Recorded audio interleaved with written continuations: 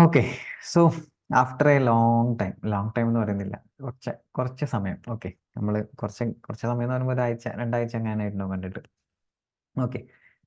So after a such period of time ഞാൻ വീണ്ടും വന്നിട്ടുണ്ട്. And I am Shadali. ആൻഡ് ഈ ഒരു വീഡിയോ എന്താണെന്ന് വെച്ച് കഴിഞ്ഞാൽ നമ്മുടെ 2016 CMA ഇന്റർ 2016 സിലബസിലെ IDT paper number 11 suggested answers discuss ചെയ്യുക എന്നുള്ളതാണ് നമ്മളുടെ ഈ ഒരു വീഡിയോയുടെ എയിം. സോ ലൈവ് ഇടണമെന്ന് വിചാരിച്ചിരുന്നു. സോ ലൈവിൽ ആരും അറ്റൻഡ് ചെയ്യാൻ തോന്നി, കാരണം എല്ലാവരും എക്സാം കഴിഞ്ഞിരിക്കില്ല, എന്ത് ലൈവ്. അങ്ങനെയാണ് പിന്നെ റെക്കോർഡഡ് ഒരു കൊടുക്കാമെന്ന് വിചാരിച്ചു. മീൻസ് യൂട്യൂബ് ആയിട്ടുള്ള റെക്കോർഡ്. അപ്പം ഇന്ന് നമ്മൾ അല്ലെങ്കിൽ ഈ വീഡിയോയിൽ നമ്മൾ ഡിസ്കസ് ചെയ്യാൻ പോകുന്നത് IDTയുടെ സജസ്റ്റഡ് ആൻസർ PDF ഉണ്ട്. നമ്മുടെ സജസ്റ്റഡ് ആൻസറിൻ്റെ PDF ഉണ്ട്. ICMAയുടെ അല്ല, ഞാൻ പ്രിപ്പയർ ചെയ്ത സജസ്റ്റഡ് ആൻസറിൻ്റെ PDF ആണ്. ഈ ഡിസ്ക്രിപ്ഷനിൽ അത് അറ്റാച്ച്ഡ് ആയിരിക്കും, നിങ്ങൾക്കത് ഡൗൺലോഡ് ചെയ്തെടുക്കാം. ഓക്കെ, അപ്പോൾ നമുക്ക് ആദ്യം എല്ലാ ആൻസേഴ്സും വിത്ത് ആ സജസ്റ്റഡ് ആൻസർ വെച്ചിട്ട് നമ്മൾ ഡിസ്കസ് ചെയ്ത് പോവും. ആൻഡ് എന്ത് ചെയ്യുക, നിങ്ങൾ നോക്കുക. അപ്പോൾ ഇനിയും സ്റ്റഡി ക്യാബ് എന്ന ഈ ചാനൽ സബ്സ്ക്രൈബ് ചെയ്യാത്തവർ എന്ത് ചെയ്യുക, ഉടൻ തന്നെ സബ്സ്ക്രൈബ് ചെയ്യുക. പിന്നെ വീഡിയോ ഇഷ്ടപ്പെട്ട് കഴിഞ്ഞാൽ നമ്മൾ ഇഷ്ടപ്പെട്ട് കഴിഞ്ഞാൽ നിങ്ങൾ ലൈക്ക് ചെയ്യുക. നമ്മൾ സാധനം ഇഷ്ടപ്പെട്ട് കഴിഞ്ഞാൽ നമ്മൾ സ്വാഭാവികമായിട്ട് ലൈക്ക് ചെയ്യണ്ടേ. സോ നിങ്ങൾ ഇത് ഇഷ്ടപ്പെട്ടിട്ടുണ്ടെങ്കിൽ നിങ്ങൾ ലൈക്ക് ചെയ്യുക. ഓക്കെ, നിങ്ങളുടെ കമൻസും പറയാം. ഓക്കെ, വിത്ത് ദിസ് ഹെൽപ്ഫുൾ ആണോ അല്ലേ എന്നുള്ള അങ്ങനത്തെ കാര്യങ്ങൾ നിങ്ങൾ പറയാം. ഓക്കെ, നിങ്ങൾക്ക് എന്തും പറയാം കമൻസിൽ, തെറി ഒഴിച്ച് ബാക്കി എന്തും പറയാം. ഓക്കെ, നെഗറ്റീവ്സും പറയാം. ഓക്കെ, നെഗറ്റീവ്സ് പറയണ്ടെന്ന് ഞാൻ പറയുന്നില്ല. അപ്പോൾ നമ്മൾ ഈ കാര്യത്തിലോട്ട് കിടക്കാം, നമ്മളുടെ സജസ്റ്റഡ് ആൻസറിൻ്റെ കഥ. അപ്പം GST കസ്റ്റംസ് 2 പോർഷനാണല്ലോ നമ്മൾ IDT. Section A GST section B നമ്മുടെ കസ്റ്റംസും. സോ സെക്ഷൻ A തന്നെ 2 പാർട്ട് 1ഉം പാർട്ട് 2 ആൻഡ് പാർട്ട് 3 നമ്മളെ കസ്റ്റംസ്. ഓക്കെ, പാർട്ട് 4 ഉണ്ട്. Okay, 4 part. അപ്പം പാർട്ട് 4 അല്ലേ? ഓക്കെ, എന്തായാലും വാട്ട് എവർ ഇറ്റ് ഈസ്. അപ്പോൾ ആദ്യം നമുക്ക് MCQs പാർട്ട് 1 GSTയുടെ MCQs നോക്കണം. ഫസ്റ്റ് ക്വസ്റ്റ്യൻ എന്താ? MCQ വെരി ഈസിയാണ്, വെരി ഈസി. ബിഫോർ ദാറ്റ് IDTയുടെ ഒരു ഓവറോൾ ഒരു റിവ്യൂ പറഞ്ഞു കഴിഞ്ഞാൽ, December 23 ഓവറോൾ റിവ്യൂ പറഞ്ഞു കഴിഞ്ഞാൽ, it is not an easy paper. അങ്ങനെ പറയാം. ഒരു ഈസി പേപ്പർ എന്ന് പറയാൻ പറ്റില്ല. 100% IDT നോക്കിപ്പോയവർക്ക് it is an easy paper. Means theory ഒക്കെ കുറേ ആൾക്കാർ സ്കിപ്പ് ചെയ്ത ആൾക്കാരെ സംബന്ധിച്ചിടത്തോളം it is a average moderate paper. Overall it is a moderate paper. കാരണം comparing to June 2023 it is not an easy paper. June 2023 ആയിട്ട് compare ചെയ്യുമ്പോൾ അതൊരു ഈസി പേപ്പർ അല്ല. കാരണം ആ അറ്റംപ്റ്റിലെ പേപ്പർ വെരി വെരി ഈസി ആയിരുന്നു. ഒരുപാട് ആൾക്കാർ എക്സംഷനും എടുത്തിട്ടുണ്ടായിരുന്നു. 70 above 75 above ഒക്കെ ക്രോസ് ചെയ്തിട്ട് സ്കോർ ചെയ്തവരുണ്ടായിരുന്നു. സോ നമുക്ക് ഈ വട്ടവും ഇതേപോലെ നല്ല മാർക്ക് സ്കോർ ഉണ്ടാവട്ടെ എന്ന് നമുക്ക് പ്രാർത്ഥിക്കാം. അത്യാവശ്യം എഴുതിയവർക്കൊക്കെ, എഴുതാത്തവർക്കും നല്ല മാർക്ക് കിട്ടട്ടെ. ഓക്കെ, വാല്യൂഷൻ ഉഷാറാവട്ടെ. Okay, so first question, GST on petroleum crude, high speed diesel, motor spirit, commonly known as petrol, gas and aviation turbine fuel. ഇതിൽ ഏതാടാ? Is not levied at all, is levied but exempt, will be levied from the date to be notified on the recommendation of the GST council, will be levied from the 1/1/2024.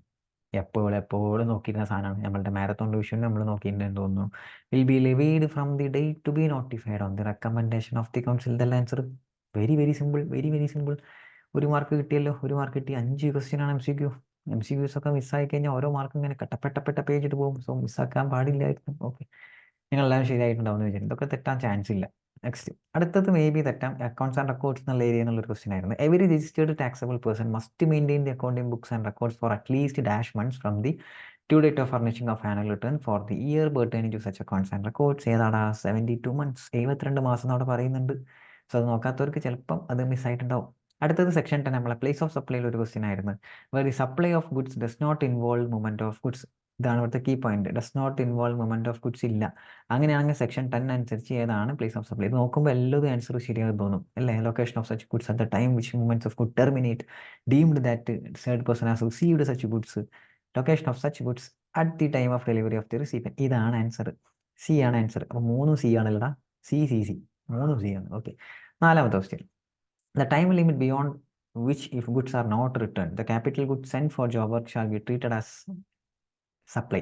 എത്ര വർഷം കഴിഞ്ഞാലാണ് job work, means ആ time limit അത് supply ആയിട്ട് treat ചെയ്യുക എന്നുള്ളത്. Means in case of capital goods ആണ്. ഇവിടെ ഇൻപുട്സിൻ്റെ കാര്യമല്ല പറയുന്നത്, ക്യാപിറ്റൽ ഗുഡ്സിൻ്റെ കാര്യമാണ് പറയുന്നത്. അത് അവിടെ സ്പെസിഫിക്കലി പറയുന്നുണ്ട് 3 years ആണെന്നുള്ളത്. സോ 3 years ആണ് ആൻസർ. സോ B ആണ് ആൻസർ. അടുത്തത്, under GST service would be called as continuous supply. ഈ കണ്ടിന്യൂസ് സപ്ലൈ ഓഫ് സർവീസ് ആണ്. Continuous supply of service if the service under a contract is provided continuously or on a recurrent basis exceeding. Means ഒരു continuous supply of service ആണെന്ന് പറയുന്നെങ്കിൽ എത്ര മാസം continuously കൊടുത്താലാണ് പറയാമെന്നാണ് ചോദിക്കുന്നത്. 3 months. അതും ആ കണ്ടിന്യൂസ് സപ്ലൈയുടെ അവിടെ പറയുന്നുണ്ടായിരുന്നു 3 months എന്നുള്ള കാര്യം. Okay,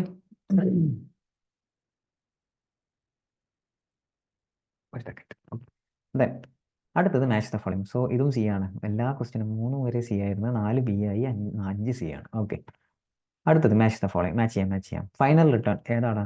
GSTR10. അങ്ങനെ മാച്ച് ചെയ്യണം. ഇങ്ങനെ പോയിട്ട് ഇങ്ങനെ ഇതിലേക്ക് GSTR10.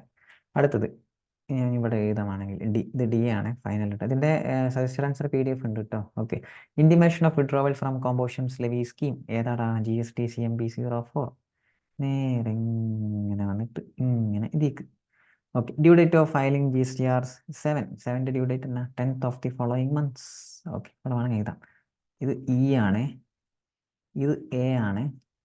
Then application for revocation of cancellation of GST registration. GST രജിസ്ട്രേഷൻ്റെ ക്യാൻസലേഷൻ്റെ റിവോക്കേഷന് വേണ്ടിയിട്ടുള്ള ഫോം ഏതാ എന്നുള്ളത് ഏതാടാ? ഇത് ബി. അടുത്തത് GSTR 5ൻ്റെ due date 13th day of the month. Okay, very simple. ഇതൊക്കെ സിമ്പിളാണ്, കാരണം ഡ്യൂ ഡേറ്റ്സ് എങ്ങനെയായാലും നമ്മൾ എന്തായാലും ബൈഹാർട്ട് ചെയ്ത് വെച്ചിട്ടുണ്ടാവും ഡ്യൂ ഡേറ്റ്സ്. ഞാൻ ഫൈനൽ റിട്ടേണും അറിയുന്നതാണ് GSTR 10 ആണെന്നുള്ളത്. CMB എന്ന് കേട്ടാൽ തന്നെ അറിയാം കോമ്പോഷൻ സ്കീമാണെന്നുള്ളത്. കോമ്പോഷൻ സ്കീമിൻ്റെ അതന്നെ വരുള്ളൂ. ഓക്കെ, അങ്ങനെയൊക്കെ ആലോചിച്ചിട്ട് നമുക്ക് മാച്ച് ഫോളോയിങ് MCQs കണ്ടെത്താൻ പറ്റുള്ളൂ. അതിന് മിച്ചമുള്ളത് ഏതാണ്? GST REG 1 ആണ് നമ്മുടെ അപ്ലൈ റിവോക്കേഷൻ രജിസ്ട്രേഷൻ. REG എന്ന് കണ്ടാൽ തന്നെ അറിയാം രജിസ്ട്രേഷൻ്റെ ആണെന്ന്. അപ്പോൾ പഠിച്ചില്ലെങ്കിലും ഇതൊക്കെ ആൻസർ ചെയ്യാൻ പറ്റും. ഓക്കെ, അങ്ങനെ പഠിക്കേണ്ടെന്നല്ല. Okay, next state whether the following statement ആണ് ട്രൂ ഓർ ഫാൾസ്. ട്രൂ ആണോ ഫാൾസ് ആണോ? എന്തുകൊണ്ടാണെന്ന് പറയുന്നില്ലല്ലോ അല്ലേ? വെദർ ട്രൂ ആണോ ഫാൾസ് ആണോ എന്ന് മാത്രം പറഞ്ഞാൽ മതി. When goods taxable supply are imported in to India IGST is levied. Reason കൊടുക്കേണ്ട ആവശ്യമില്ല, ട്രൂ ഓർ ഫാൾസ് എന്ന് പറഞ്ഞാൽ മതി. യെസ്, IGST ഇമ്പോർട്ട് ചെയ്യുമ്പോൾ വേറെ സ്റ്റേറ്റിൽ നിന്ന് പർച്ചേസ് ചെയ്യുന്ന പോലെ തന്നെയാണ് കാണിക്കുക. So it is true. T, when goods are sent by located one state to job work located another state. Job വർക്കാണ്. അപ്പോൾ അവിടെ E-way bill shall be mandatorily generated either by principal or the job worker if the value of consignment is 45,000. ഇതിങ്ങനെ എന്താ പറയുക, correct ആണോ അല്ലേ? True ആണോ false ആണോ? When goods are sent by a principal located in one state to a job worker located in any other state, E-way bill shall be mandatorily generated either by the principal or the job worker if registered if the value of the consignment is 45,000 including GST. ഇവിടെ പറയുന്നത് E-way bill mandatory ആയിട്ട് എടുക്കണോ? That means ഇവിടെ value നോക്കി 45,000 ഉള്ളൂ എന്ന് പറയുന്നുണ്ട്. Confusing ആണ്, കാരണം E-way ബില്ലിൻ്റെ ലിമിറ്റ് 50,000 എന്ന് പറയുന്നുണ്ടല്ലോ. അങ്ങനെയാണെങ്കിൽ ഇവിടെ മാൻഡേറ്ററി E-way ബില്ല് എടുക്കേണ്ട ആവശ്യമില്ലല്ലോ എന്ന് നമ്മൾ അറിയാതെ ചിന്തിച്ചു പോകും. പക്ഷേ അത് തെറ്റാണ്, കാരണം ഇത് ജോബ് വർക്കാണ്. ജോബ് വർക്കിൻ്റെ കേസിൽ പറയുന്നുണ്ട്, മീൻസ് എനി അതർ സ്റ്റേറ്റ്, ഈ കേസിൽ തന്നെ പറയുന്നുണ്ട് എന്ത്? Irrespective of value. ഇത് ട്രൂ ആണോ? ട്രൂ ആണ് ആൻസർ, കാരണം ഇറസ്പെക്റ്റീവ് ഓഫ് വാല്യൂ ഈ കേസിൽ എന്ത് ചെയ്യണം? E-way bill എടുത്തിരിക്കണം. ഇറസ്പെക്റ്റീവ് ഓഫ് വാല്യൂ 50,000ൻ്റെ വാല്യൂ നമ്മൾ നോക്കേണ്ട ആവശ്യമില്ല. ഈ കേസിൽ നിർബന്ധമായിട്ടും മാൻഡേറ്ററിലി നമ്മൾ E-way bill എടുത്തിരിക്കണം. So this answer is true. Okay, ഇത് ഒരാൾക്കാർ ചിലപ്പോൾ തെറ്റിച്ചിട്ടുണ്ടാവും. ദാറ്റ് മീൻസ് ഈ 45,000ൻ്റെ കേസ് കൊണ്ട് മേ ബി ഇത് തെറ്റിച്ചിട്ടുണ്ടാവാം. Under GST, in case of taxable supply of services by a non banking financial NBFC, invoice shall be issued by 30 days from the date of supply of service. True ആണോ false ആണോ? 30 days ആണോ? It is false. 30 days അല്ല, അത് 45 days ആണ്. Banking സർവീസസും അതേപോലെ NBFCൻ്റെ കേസിലും നമ്മൾ invoice issue ചെയ്യേണ്ട ഇത് പറഞ്ഞിട്ടുള്ളത് 45 days ആണ് എന്ന് സ്പെസിഫിക്കലി എന്ത് ചെയ്തിട്ടുണ്ട്? പറഞ്ഞിട്ടുണ്ട് അവിടെ. ഓക്കെ, സോ ജസ്റ്റ് ഫാൾസ് ആണത്. അടുത്തത് നോക്കാം. അടുത്തെന്താ? മിക്സഡ് സപ്ലൈയിൽ applicable tax rate will be of the principal supply. ഇത് മിക്സഡ് സപ്ലൈ ആണോ? മിക്സഡ് സപ്ലൈൻ്റെ പ്രിൻസിപ്പൽ സപ്ലൈൻ്റെ ആണോ എടുക്കുക? അല്ല, ഏതാ എടുക്കുക? Highest rate. So this is false. Highest rate എടുക്കുക. ഹയസ്റ്റ് എഴുതാം, highest. Okay, then payment of GST liability under RCM can be done by debiting electronic credit ledger. ഇതൊക്കെ ഞാൻ പിന്നെ പറഞ്ഞ കാര്യമായിരുന്നു. RCM മാരത്തോൺ റിവിഷനിലൊക്കെ RCMൻ്റെ നമ്മൾ ഇങ്ങനെ പേ ചെയ്യണം, ക്യാഷ് ആയിട്ട് പേ ചെയ്യണം. So this is false. Electronic credit ledger utilise ചെയ്യാൻ പറ്റത്തില്ല. ഓക്കെ, ദെൻ ഒക്കെ സിമ്പിളാണ്. വിത്ത് ഫാൾസ് ആണ്, F ആണ്. ഓക്കെ, ദെൻ അടുത്തത് ഫിൽ ഇൻ ദ ബ്ലാങ്ക്സ്. താഴെയുള്ള ഫിൽ ഇൻ ദ ബ്ലാങ്ക്സ്. ഇതിൽ മേ ബി ഫസ്റ്റത്തൊക്കെ വേണമെങ്കിൽ ചിലപ്പോൾ നമുക്ക് ഓർമ്മ ഉണ്ടാവില്ല, പക്കാ തിയറിയാണ്. ദെൻ നോക്കാം. Power to make laws with respect to goods and service tax has been given by the constitution vide which article? Article 246A. അയ്യോ എഴുതാൻ പറ്റുന്നില്ല. Okay, 246A. ഫസ്റ്റ് ചാപ്റ്റർ വരുന്ന കാര്യമാണത്. മേ ബി ചില ആൾക്കാർക്ക് കിട്ടിയിട്ടുണ്ടാവില്ല. 1 മാർക്ക് ചിലപ്പോൾ അവിടെ പോകാൻ ചാൻസ് ഉണ്ട് പല ആൾക്കാർക്കും. ഓക്കെ, വിട്. Then as per section 54 subsection 14, ഇതും ചിലപ്പോൾ മിസ് ഔട്ട് ആയി ഉണ്ടാവും. ചില ആൾക്കാർക്ക് കിട്ടിയിട്ടുണ്ടാവോ എന്നറിയില്ല. MCQs ഒക്കെ ചെയ്ത് പ്രാക്ടീസ് ഉള്ളവർക്കാണെന്നുണ്ടെങ്കിൽ കിട്ടിയിട്ടുണ്ടാവും. കാരണം അവിടെ ഇവിടെയൊക്കെ ചില MCQ ബുക്ക്ലെറ്റിലൊക്കെ വന്നിട്ടുള്ള കാരണം ഇതും അതേപോലെ തന്നെ ചില ബുക്ക്ലെറ്റിലൊക്കെ വന്നിട്ടുണ്ട്. No refund shall be granted if the refund amount is less than എത്രയാടാ 1000 rupees താഴെയാണെങ്കിൽ റീഫണ്ട് ഗ്രാൻഡ് ചെയ്യൂല. സെക്ഷൻ 54 സബ്സെക്ഷൻ 14 അത് പറയുന്നത്. Under GST a casual taxable person or a non resident taxable person shall required to apply for registration at least 5 days. ഇത് രജിസ്ട്രേഷനിൽ വരുന്നതാണ്. ഇത് നോക്കിയിട്ടുണ്ടോ പല ആൾക്കാരും കിട്ടിയിട്ടുണ്ടോ? 5 days ആണ്. 5 days. Okay. Certificate of registration shall be granted in form GST REG എത്രയാടാ? GST REG 06 അല്ലേ? 06 form GST REG 06. GST എഴുതണമെന്നില്ല, REG 06 എഴുതി. Okay. Then GST registration of a regular taxpayer can be cancelled by a proper GST officer if he has not furnished monthly returns for a continuous period of 6 months. 6 months. Quarterly അല്ലല്ലോ പറഞ്ഞിട്ടുള്ള, months അല്ലേ, monthly return അല്ലേ. അപ്പോൾ 6 മാസത്തെ continuously return file ചെയ്തിട്ടില്ല വെച്ചാൽ cancel ചെയ്യും GST registration. അതും സിമ്പിളാണ്. സോ MCQസും ഈ പറഞ്ഞ കാര്യങ്ങൾ നോക്കുമ്പോൾ ഇത് വലിയ ടൈറ്റ് ആയിട്ടൊന്നും തോന്നുന്നില്ല. ചില MCQs അല്ലെങ്കിൽ ചില MCQs എല്ലാം സിമ്പിളാണ്. മാച്ച് ദ ഫോളോയിങ് വളരെ സിമ്പിളാണ്. അത് വെറുതെ ആലോചിച്ചാൽ കിട്ടും. ദെൻ ട്രൂ ഓർ ഫാൾസും സിമ്പിളായിരുന്നു, കുഴപ്പമൊന്നുമില്ല. ജോബ് വർക്കിൻ്റെ കേസ് മാത്രമായിരുന്നു പ്രശ്നം. ഇവിടെയും ഇത് വലിയ പ്രശ്നമായിട്ട് തോന്നുന്നില്ല. പക്ഷെ എന്നാലും ആ 246A ചിലപ്പോൾ ഓർക്കണമെന്നില്ല, 1000 കിട്ടണമെന്നില്ല. ബാക്കിയൊക്കെ നോർമലാണ്. ഓക്കെ.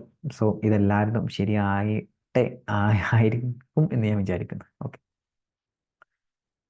ഇനി നമ്മളുടെ മെയിൻ ഡിസ്ക്രിപ്റ്റീവ് ക്വസ്റ്റ്യൻസ് വെച്ചിട്ട് പോകാം. ഓക്കെ. സോ ഡിസ്ക്രിപ്റ്റീവ് ക്വസ്റ്റ്യൻസിൽ ഫസ്റ്റ് കുറേ തിയറീസ് വരുന്നുണ്ട് കേട്ടോ. അപ്പോൾ തിയറിക്ക് ഇമ്പോർട്ടൻസ് കുറച്ച് കൂടുതൽ കൊടുത്തിട്ടുണ്ടെന്ന് തോന്നുന്നു. പിന്നെ അത്യാവശ്യം തിയറി കയറി വന്നിട്ടുണ്ട്. ഫസ്റ്റ് ക്വസ്റ്റ്യൻ പറയുന്നത് ഹൈലൈറ്റ് എടുക്കാം. Okay. Write short note on the constitution of GST council and also state any 4 issues on the GST council may give its recommendation. GST കൗൺസിലിൻ്റെ കോൺസ്റ്റിറ്റ്യൂഷൻ എന്താണ് എന്ന് പറയാനും. ഓക്കെ. GST കൗൺസിലിൻ്റെ കോൺസ്റ്റിറ്റ്യൂഷനും അവർ means അവരുടെ 4 issues എന്ന് പറയുമ്പോൾ അവർ എന്തൊക്കെയാണ് അതിൽ ചെയ്യാറ് എന്നുള്ള കാര്യമാണ് അവർ ചോദിച്ചിട്ടുള്ളത്. സോ നമുക്ക് എന്തൊക്കെയാണ് ടാക്സ് റേറ്റ് നോക്കുക, അങ്ങനത്തെ കാര്യങ്ങളൊക്കെയാണ് അവർ ചെയ്യുക. നമുക്ക് സജസ്റ്റഡ് ആൻസർ നോക്കാം. So this is my suggested answer. ഇങ്ങനെയുണ്ട്, നല്ല രസമല്ലേ? ഉണ്ടോ? നിങ്ങൾ ICME തരുമെന്നോ അങ്ങനത്തെ സജസ്റ്റഡ് ആൻസർ? യെസ്, ഇത് നമ്മുടെ suggested answer. Okay. So article, ഇത് ആർട്ടിക്കിളൊക്കെ എഴുതണോ എന്ന് ചോദിച്ചു കഴിഞ്ഞാൽ ആർട്ടിക്കിളൊക്കെ എഴുതി കഴിഞ്ഞാലാണ് മാർക്ക് കൂടുതൽ കിട്ടുക. Article 279A of constitution of India, president of India is empowered to constitute goods and service council. Then ഇത് വേണ്ട കേട്ടോ, ഡേറ്റ് ഒന്നും കൊടുത്തില്ലെങ്കിൽ പ്രശ്നം. ഞാൻ പക്ക അതേപോലെ കോപ്പി പേസ്റ്റ് ചെയ്താണ്. എൻ്റെ ഡ്രാഫ്റ്റിംഗ് അല്ല, സജസ്റ്റഡ് ആൻസർ ആയതുകൊണ്ട് നമുക്ക് അങ്ങനെ മീൻസ് എൻ്റെ ഡ്രാഫ്റ്റിംഗ് തന്നെ ആവണമെന്നില്ലല്ലോ. ഓക്കെ. അപ്പോൾ ഇതിൽ ഇങ്ങനെ തന്നെ എഴുതിയാലേ മാർക്ക് കിട്ടുള്ളൂ എന്ന് ഞാൻ പറയുന്നൊന്നുമില്ല. ഓക്കെ. സോ ഫസ്റ്റത്തത് ഈ 279A എഴുതുന്നത് നല്ലതാണ്. അല്ലെങ്കിൽ കോൺസ്റ്റിറ്റ്യൂഷൻ ഓഫ് ഇന്ത്യ അങ്ങനെ പ്രസിഡന്റ് ആണ് ഇങ്ങനെ എംപവർ ചെയ്തിട്ടുള്ളത് ഈ പറഞ്ഞ GST കൗൺസിലിന് എന്നുള്ള പോയിന്റ് ചെയ്യുന്നതിന് അതിൻ്റെ കോൺസ്റ്റിറ്റ്യൂഷൻ ചോദിച്ചിട്ടുണ്ട്. ഇങ്ങനത്തെ ഇമ്പോർട്ടൻ്റ് ആയിട്ട് വേണ്ടതാണ് ആരൊക്കെയാണ് അതിൽ കൺസിസ്റ്റ് ചെയ്യുന്നത്. That means union finance minister ആണ് chairperson. Then union minister of state in charge ഉണ്ട്, സ്റ്റേറ്റ് ഫിനാൻസ് മിനിസ്റ്റേഴ്സ് ഉണ്ട്, സ്റ്റേറ്റ് റവന്യൂ മിനിസ്റ്റേഴ്സ് ഉണ്ട്. അങ്ങനെ പോയിട്ട് ആൻഡ് വൈസ് ചെയർപേഴ്സണും ഉണ്ടാവും. ദെൻ അതിൻ്റെ കോൺസ്റ്റിറ്റ്യൂഷൻ ഫുള്ള് ചോദിച്ചിട്ടുണ്ട്. അപ്പം അത് മൊത്തം നമ്മൾ എഴുതിയിരിക്കണം. ദെൻ ഇവർ റെക്കമെൻഡേഷൻസ് എന്തൊക്കെ ഇവർ ചെയ്യുക, tax rates, exemptions, threshold limits, disputes resolutions, GST registrations including rules and notifications ഒക്കെ അടിച്ചിറക്കുന്നത് ആരാണ്? നമ്മുടെ ഈ പറഞ്ഞ GST കൗൺസിലാണ്. സോ അതാണ് നമ്മൾ എഴുതുന്നത്. പിന്നെ അതേപോലെ ഒരു പോയിന്റ് എക്സ്ട്രാ ഞാൻ ഇട്ട് കൊടുത്താണ്, ഇത് നിർബന്ധമൊന്നുമില്ല. ഈ പറഞ്ഞ നമ്മളെ നാച്ചുറൽ ഇതില്ലേ പെട്രോളിയം ക്രൂഡ് ഹൈ സ്പീഡ് ഡീസലൊക്കെ അതിൻ്റെ റെക്കമെൻഡ് ചെയ്യുന്നത് ഇവരായിരിക്കും എന്നുള്ളൊരു പോയിന്റ് ഞാൻ വെറുതെ ഒരു എന്താ പറയുക ഒക്കെ നമ്മൾ അത് ഞാൻ ആൻസർ ചെയ്യുന്നെങ്കിൽ ഈ പോയിന്റ് വെറുതെ ഞാൻ ഇട്ട് കൊടുക്കും, വെറുതെ ഒന്ന് കണ്ണുപൊടിയിടാൻ. ഓക്കെ. അപ്പോൾ അത് കഴിഞ്ഞ് ഇനി നമ്മൾ അപ്പോൾ first question is very simple question. നമ്മൾ GST കൗൺസിലിൻ്റെ കാര്യങ്ങൾ പറയാനായിരുന്നു. സോ ഈസിലി നമുക്ക് എത്ര മാർക്കിൻ്റെ ക്വസ്റ്റ്യൻ ഏതാ? 3 + 4 that is equal to 7 mark question ആയിരുന്നു അല്ലേ? 7 മാർക്ക് ക്വസ്റ്റ്യൻ. ഈ ത്രീ എന്തിനാണെന്നറിയോ? 3 GST കൗൺസിലിനും ആൻഡ് 4 ഈസ് ഫോർ നമ്മുടെ എന്തിനുമാണ് നമ്മളെ റെക്കമെൻഡേഷൻസ്. അപ്പോൾ 4 ഇഷ്യൂസിന് ഓരോന്നിനും ഓരോ മാർക്ക്, ദെൻ കൗൺസിലിന് എക്സ്പ്ലെയിൻ ചെയ്യുന്നതിന് 3 മാർക്ക്. അപ്പം അങ്ങനെയാണ് സ്റ്റെപ്പ് ബൈ സ്റ്റെപ്പ് മാർക്ക് തരിക. അല്ലെങ്കിൽ നിങ്ങളിപ്പോൾ കൗൺസിലിൻ്റെ കോൺസ്റ്റിറ്റ്യൂഷൻ എഴുതിയത് മാത്രം എഴുതിയെങ്കിൽ യു ക്യാൻ ഗെറ്റ് 4 മാർക്സ്. ഇനി ഇത് എഴുതിയില്ല അത് എഴുതിയെങ്കിൽ അങ്ങനെ. ഓക്കെ. സോ മാർക്ക് അങ്ങനെയൊക്കെയാണ് ഇടുക. അടുത്തത് ഈ ഒരു ടൈപ്പ് ക്വസ്റ്റ്യൻ ഓൾറെഡി നമ്മൾ സൂപ്പർ 40-ലാണോ അതോ ഇനി വേറെ ഏതോ ക്ലാസ്സിലാണോ എന്നറിയില്ല, ഓൾറെഡി ചെയ്ത ടൈപ്പ് ക്വസ്റ്റ്യൻ ആയിരുന്നു അത്. ഓക്കെ, എപ്പോഴും ഡിസ്കസ് ചെയ്ത് പോയിട്ടുള്ള ഒരു ടൈപ്പ് ക്വസ്റ്റ്യൻ ആണ് അടുത്തത് ചോദിച്ചത്. കോമ്പോസിഷൻ സ്കീം റിലേറ്റ് ചെയ്തിട്ടുള്ള ക്വസ്റ്റ്യൻ ആയിരുന്നു. Mister Ramasubbu, registered under GST, has a repair centre of electronic products where electronic goods are repaired or serviced. So ഇയാളുടെ പണി റിപ്പയറിങ്ങും സർവീസിങ്ങും ആണ്. സോ സർവീസ് ചെയ്യുന്ന ആളാണ് ഇയാൾ. ഓക്കെ, അപ്പോൾ ഇവിടെ ഗുഡ്സ് എന്ന് കാണുമ്പോൾ വിചാരിക്കുന്നത് ഇലക്ട്രോണിക് ഗുഡ്സ് സർവീസ് ചെയ്യുന്ന ആൾ, റിപ്പയർ ചെയ്യുന്ന ആൾ. അപ്പോൾ his repair centre is located in state of Tamil Nadu ആണ്. ഓക്കെ, തമിഴ്നാടു ആണ്. Is got not engaged in any interstate supply of service. പുറത്തോട്ടൊന്നും സപ്ലൈസ് ഓഫ് സർവീസ് ചെയ്യുന്നില്ല. അയാളുടെ അഗ്രിഗേറ്റ് ടേൺ ഓവർ 47.25 lakh ആണ്. ഓക്കെ, കഴിഞ്ഞ വർഷത്തെ ടേൺ ഓവർ.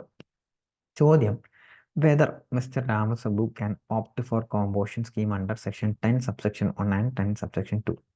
നമ്മളെ നോർമൽ കോമ്പോസിഷൻ സ്കീം അയാൾക്ക് ഓപ്റ്റ് ചെയ്യാൻ പറ്റുമോ എന്ന് ചോദിക്കുന്നത്. പറ്റുമോ? സർവീസ് മാത്രം ചെയ്യുന്ന ആൾ, ഒരു സർവീസിന് മാത്രമേ അവിടെ ഓപ്ഷൻ ഉള്ളൂ. എന്താണ്? റെസ്റ്റോറൻറ്റ് സർവീസ് ചെയ്യുന്നവർക്ക് സെക്ഷൻ 10 സബ്സെക്ഷൻ 1 ആൻഡ് 2 അനുസരിച്ച് ഓപ്റ്റ് ചെയ്യാൻ പറ്റുള്ളൂ. ഒരു റെസ്റ്റോറൻറ്റ് സർവീസ് അല്ല. സോ അതുകൊണ്ട് തന്നെ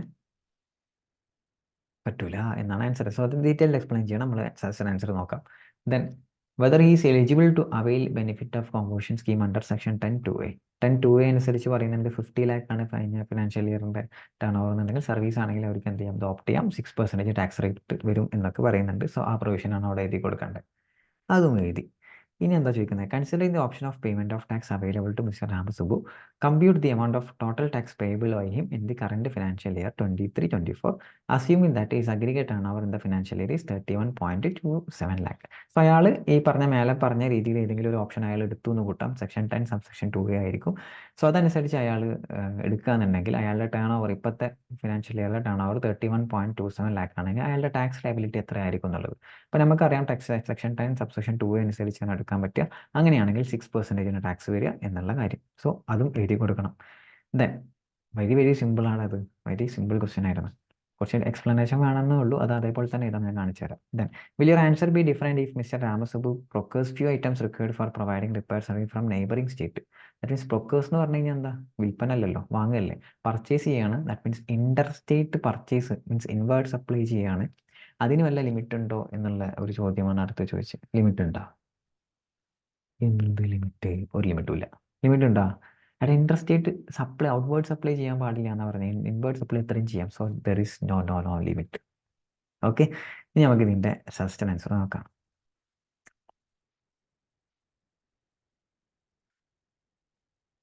ഓക്കെ, സോ ഫസ്റ്റ് ക്വസ്റ്റ്യൻ ചോദിച്ചിരുന്നത് സെക്ഷൻ 10 ആൻഡ് സബ്സെക്ഷൻ 2, 10 സബ്സെക്ഷൻ 1ഉം 2ഉം എലിജിബിൾ ആണോ എന്ന്. അത് exclusive supply of service other than restaurant service ആയതുകൊണ്ട് തന്നെ ഈസ് നോട്ട് എലിജിബിൾ എന്നുള്ള ഫസ്റ്റ് പോയിന്റ് എഴുതി കൊടുത്ത് മാർക്കായി. എത്ര എഴുതിയാൽ മതി, മാർക്കായി. പക്ഷേ ഈ എന്താ പറയുക, ഇങ്ങനെ തന്നെ റെസ്റ്റോറൻറ്റ് സർവീസിൻ്റെ കാര്യം അവിടെ മെൻഷൻ ചെയ്യണം. ഡയറക്റ്റ് എക്സ്ക്ലൂസീവ് സപ്ലൈയർ ഓഫ് സർവീസർ ആണ്, അതുകൊണ്ട് കിട്ടൂല എന്ന് പറയുമ്പോൾ അവിടെ ഒരു കോംപ്ലിക്കേഷൻ ഉണ്ട്. സോ റെസ്റ്റോറൻറ്റ് സർവീസിൻ്റെ കാര്യം നമ്മൾ ഇൻഡിക്കേറ്റ് ചെയ്യണം. ദെൻ ഹവർ സെക്ഷൻ 10(2)(a) അനുസരിച്ച് പറ്റുമെന്നാണ് അടുത്ത point. Provides an option to a registered person whose aggregate ആണ് over in the preceding financial year up to 50 lakh and who is not eligible to pay tax under convention scheme under section 10 and to 3% effective, that is 6% ഇട്ട് ചെയ്യാൻ പറ്റും എന്ന് പറഞ്ഞു.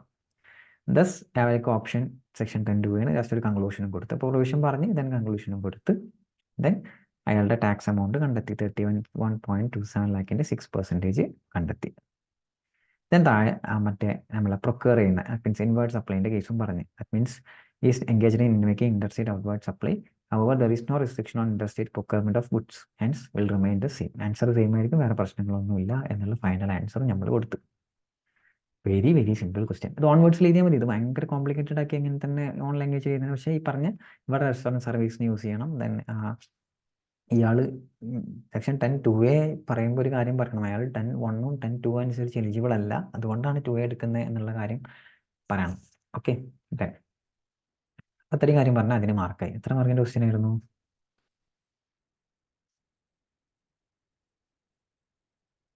8 mark question. So ഈ അപ്പം പറഞ്ഞ രീതിയിൽ കംപ്ലീറ്റ് ചെയ്തിരിക്കണമെങ്കിൽ യു ഷുഡ് ഗെറ്റ് അല്ലെങ്കിൽ you will get 8 marks. Correct 8 marks കിട്ടിയിട്ടുണ്ടാവും. അടുത്ത ക്വസ്റ്റ്യൻ 3A. 3A എന്ത് ക്വസ്റ്റ്യനാണ്? ഇൻപുട്ട് ടാക്സ് റിലേറ്റഡ് ആയിട്ടുള്ള ഒരു ക്വസ്റ്റ്യൻ ആയിരുന്നു. ഓക്കെ, നോക്കടാ. Okay, Jayalakshmi Enterprises, a registered dealer, furnish with the following information related to goods sold by it to Vishnu Limited. Okay. Jayalakshmi enterprises registered ഡീലറാണ്. വിഷ്ണു ലിമിറ്റഡിൽ സാധനം വിൽക്കുകയാണ്. ദെൻ ലിസ്റ്റ് പ്രൈസ് വന്നിട്ടുണ്ട്.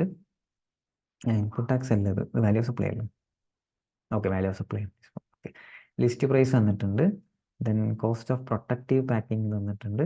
Subsidies from central government, NGOയുടെ subsidy, other than CGST അല്ലാത്ത taxes, third party inspection charge, then amount incurred by Vishnu limited first delivery inspection, then ഡിസ്കൗണ്ടിൻ്റെ കാര്യം പറയുന്നുണ്ട്. ഓക്കെ, നമ്മൾ മൊത്തത്തിൽ നോക്കി നമ്മൾ റിക്വയർമെൻറ്റ് എന്താ, വാല്യൂ ഓഫ് ടാക്സബിൾ സപ്ലൈ കാണാനാണ് പറയുന്നത്. അവിടെ ഒരു പോയിന്റ് ഉണ്ട്, സീരിയൽ നമ്പർ 2 to 6 എന്ത് ചെയ്തിട്ടില്ല, കൺസിഡർ ചെയ്തിട്ടില്ല എന്നുള്ളൊരു പോയിന്റും പറയുന്നുണ്ട്. ഓക്കെ, പക്ഷെ ഇവിടെ ഒരു കോംപ്ലിക്കേഷൻ എന്നുള്ള രീതിയിൽ വേണമെങ്കിൽ ഒരു കാര്യം പറയാം, ആൻസർ ചെയ്യുമ്പോൾ പറയാം. ഓക്കെ, ദെൻ അപ്പം വാല്യൂ ഓഫ് സപ്ലൈ കാണുമ്പോൾ നമുക്കറിയാം ലിസ്റ്റ് പ്രൈസ് എടുക്കും, ദെൻ ബാക്കി അഡ്ജസ്റ്റ്മെൻറ്റ്സ് നടത്തും, then finally we get taxable supply. അവിടെ ഡിസ്കൗണ്ട് ഉണ്ടെങ്കിൽ ഡിസ്കൗണ്ടിൻ്റെ അഡ്ജസ്റ്റ്മെൻറ്റ് നമ്മൾ എന്ത് ചെയ്യണം, നോക്കണം. Okay, so first one list price വന്നിട്ടുണ്ട്, വിൽ ടേക്ക് ദിസ്, ഇത് നമ്മൾ എടുക്കും. Okay, cost of protective packing എടുക്കാം അല്ലേ, മീൻസ് ഇൻസിഡൻ്റൽ ആയിട്ട് വരുന്ന അതർ എക്സ്പെൻസ് എടുക്കാൻ പറ്റും. So this will be taken, ഇത് ഇൻക്ലൂഡഡ് അല്ല എന്നല്ല പറയുന്നത്. സോ ഇത് നമ്മൾ എന്ത് ചെയ്യും, എടുക്കും.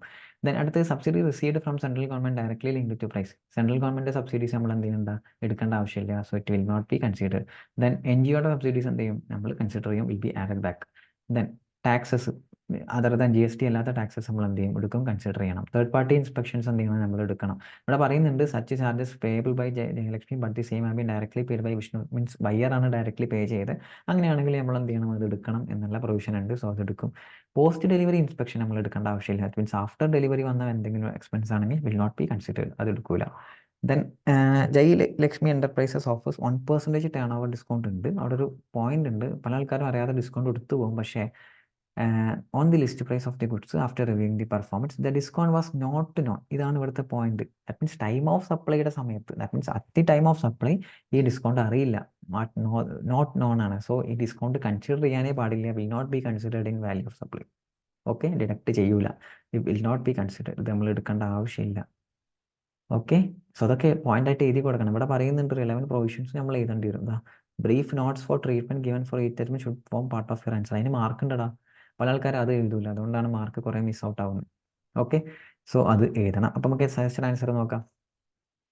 എൻ്റെ suggested answer, not ICME suggested answer അല്ല, എൻ്റെ സജസ്റ്റഡ് ആൻസർ. ഓക്കെ ഓക്കെ, ഇങ്ങനെ ICME പോലും ഇങ്ങനെ ചെയ്യൂല അല്ലേ, എന്താ വൃത്തി അല്ലേ.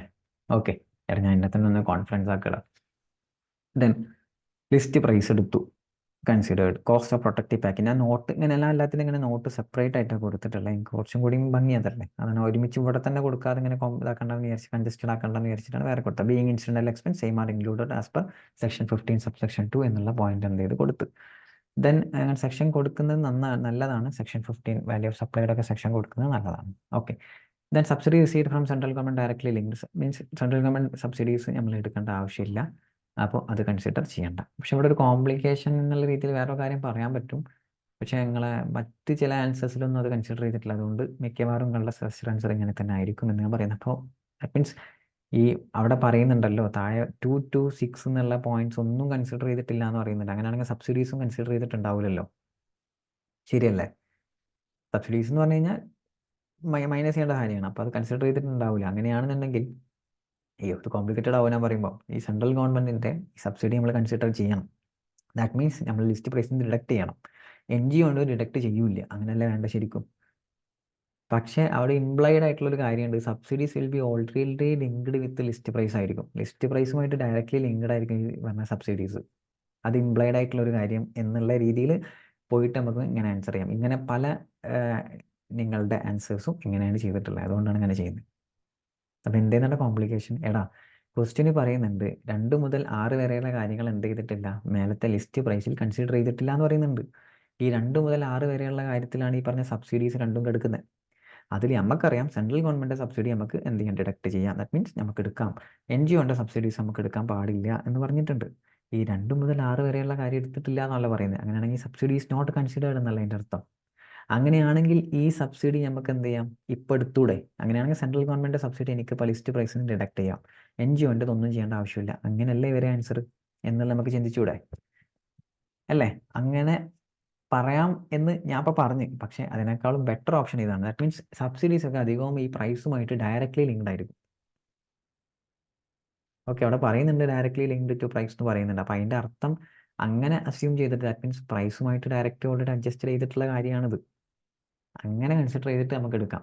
അപ്പോൾ ആപ്റ്റ് ആൻസർ ഞാൻ ഇപ്പോൾ പറഞ്ഞാണ്, ഞാൻ വെറുതെ പറഞ്ഞ് കോംപ്ലിക്കേറ്റഡ് ആക്കിയാണ്, ഒക്കെ മറന്നേക്ക് വേണ്ട. ഇതാണ് കറക്റ്റ് ആൻസർ. സജസ്റ്റഡ് ആൻസറും വരുന്ന സജസ്റ്റഡ് ആൻസറും ഇങ്ങനെ തന്നെ ആയിരിക്കും. ഓക്കെ, അപ്പോൾ സെൻട്രൽ ഗവൺമെൻറ് സബ്സിഡി നമുക്ക് എടുക്കേണ്ട ആവശ്യമില്ല, തിരിച്ച് ആഡ് ബാക്ക് ചെയ്യൂല. NGOയുടെ സബ്സിഡി, പ്രൈവറ്റ് പാർട്ടിയുടെ സബ്സിഡി നമ്മൾ തിരിച്ച് ആഡ് ബാക്ക് ചെയ്യും, വിൽ ബി കൺസിഡർ. GST അല്ലാത്ത വേറെ ഏത് ടാക്സും വന്നാലും അത് ആഡ് ചെയ്യും, കൺസിഡർ. തേർഡ് പാർട്ടി ഇൻസ്പെക്ഷൻസും നമ്മൾ കൺസിഡർ ചെയ്യും. ദെൻ പോസ്റ്റ് ഡെലിവറി നമ്മൾ കൺസിഡർ ചെയ്യേണ്ട. അതിന് എല്ലാത്തിനും നോട്ടുണ്ട്, 6 നോട്ടുണ്ടാവും. 6 നോട്ട് കൊടുത്തിട്ടുണ്ട്. എല്ലാത്തിനും എക്സ്പ്ലനേഷൻസ് ഞാനിവിടെ കൊടുത്തിട്ടുണ്ട്. ഇതേപോലെയാണ് ആൻസർ ചെയ്യേണ്ടത്. ഇങ്ങനെ ആൻസർ ചെയ്താൽ ഫുൾ മാർക്ക് കിട്ടും. ദെൻ ടോട്ടൽ ടാക്സബിൾ വാല്യൂ 8,09,000 ആണ് ആൻസർ. അപ്പോൾ നിങ്ങളുടെ ഈ സജസ്റ്റഡ് ആൻസർ നിങ്ങളൊന്ന് വായിച്ചു നോക്കുക. ഞാൻ ഓരോന്നും വായിക്കുന്നില്ല, നമുക്കറിയാം ആൻസർ എന്താണ്. അതൊന്ന് എക്സ്പ്ലെയിൻ ചെയ്ത് കൊടുത്ത് അത്രേ ഉള്ളൂ. അത് കുറേയൊക്കെ ഓൺ വേർഡ്സ് തന്നെ ഞാൻ ചെയ്തിട്ടുള്ളത്. ഇങ്ങനെ മതി, fine. Okay, so question number 3A കഴിഞ്ഞല്ലോ. നമുക്ക് അടുത്ത ക്വസ്റ്റ്യനിലോട്ട് പോകാം. നെക്സ്റ്റ് ക്വസ്റ്റ്യൻ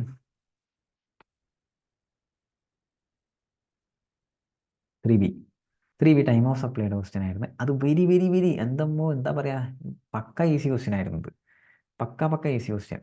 അപ്പോൾ ഇവിടെ ചോദിച്ചിട്ടുള്ള ടൈം ഓഫ് സപ്ലൈ താഴെയുള്ള ഇതില്ല ടൈം ഓഫ് സപ്ലൈ. പക്ഷേ ലീഗൽ പ്രൊവിഷൻസ് പറയുന്നുണ്ട്, എഴുതാൻ പറയുന്നുണ്ട്. ഇറ്റ്സ് ഇമ്പോർട്ടൻ്റ് ആണ്. 7 മാർക്ക് ക്വസ്റ്റ്യൻ ആണ്. അപ്പോൾ ലീഗൽ പ്രൊവിഷൻ കറക്റ്റായിട്ട് എഴുതി കൊടുക്കണം. ഓക്കെ, ഇത് ഒന്ന് നോക്കേണ്ടത് സപ്ലൈ ഓഫ് ഗുഡ്സ് ആണോ സർവീസ് ആണോ നോക്കുക.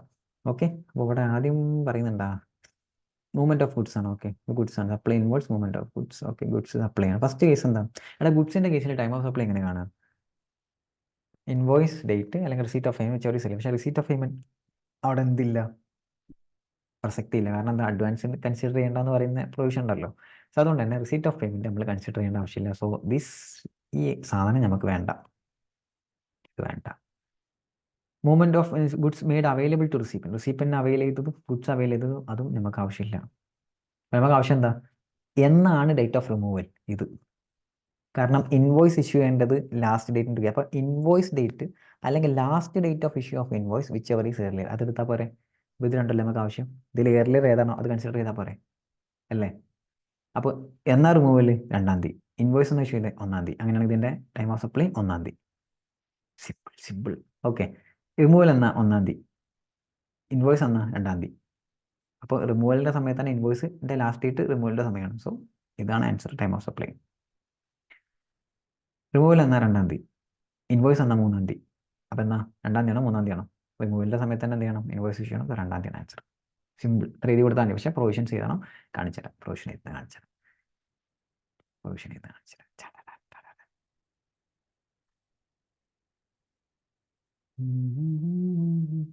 ഇതാ ഇവിടെ. ഓക്കെ, ഇതാണ് B. Okay, as per section 12 subsection 2 of CGST act എന്ന് പറഞ്ഞിട്ട് time of supply of goods shall be the date of issue of invoice. ആ പ്രൊവിഷൻ അതേപോലെ തന്നെ എഴുതി. ആർക്കോ എന്നോട് ഡൗട്ടൊക്കെ ചോദിച്ചിട്ടുണ്ടായിരുന്നു, ഈ പ്രൊവിഷൻ ഇങ്ങനെ തന്നെ എഴുതണോ ടൈം ഓഫ് സപ്ലൈയിൽ? ഇങ്ങനെ തന്നെ എഴുതണം. ആക്ച്വലി പ്രൊവിഷനിൽ ഇങ്ങനെ ഉണ്ട്, date of receipt of payment എന്നുള്ള കേസ് ഉണ്ട്. വിച്ച് എവർ ഈസ് ഏർലിയർ എന്ന് തന്നെയാണ് ആദ്യം പറയുന്നത്. ഓക്കെ, എന്നിട്ട് താഴെ നോട്ടിഫിക്കേഷൻ ആയിട്ടാണ് പറയുന്നത് ഈ പറഞ്ഞ ഇത് എക്സെപ്റ്റ് ചെയ്തിട്ടുണ്ട്. That means other than composition tax person ഈ പറഞ്ഞ GST on advance received except ചെയ്തിട്ടുണ്ട്. അങ്ങനെയാണെങ്കിൽ നമ്മൾ എന്ത് മാത്രം നോക്കിയാൽ മതി, ഇൻവോയ്സിന്റെ കേസ് മാത്രം നോക്കിയാൽ മതി എന്നുള്ള ലാസ്റ്റ് ഒരു പോയിന്റ് കൂടി ഞാൻ എഴുതി കൊടുത്തിട്ടുണ്ട്. ഇത്രയും എഴുതണടാ, ഇത്രയും എഴുതിയാലേ മാർക്ക് കിട്ടുള്ളൂ.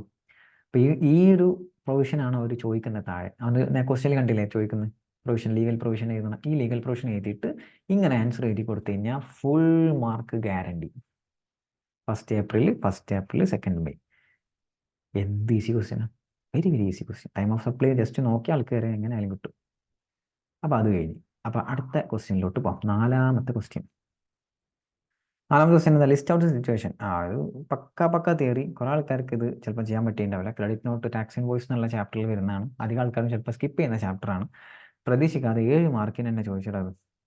So this hits hard, breaking ആണ്, ബ്രേക്കിംഗ് ദി ഹാർട്ട്. കാരണം ക്രെഡിറ്റ് നോട്ട് ഇഷ്യൂ ചെയ്യുന്ന കേസ് ചിലപ്പോൾ ചില ആൾക്കാർ നോക്കിയിട്ടുണ്ടാവില്ല.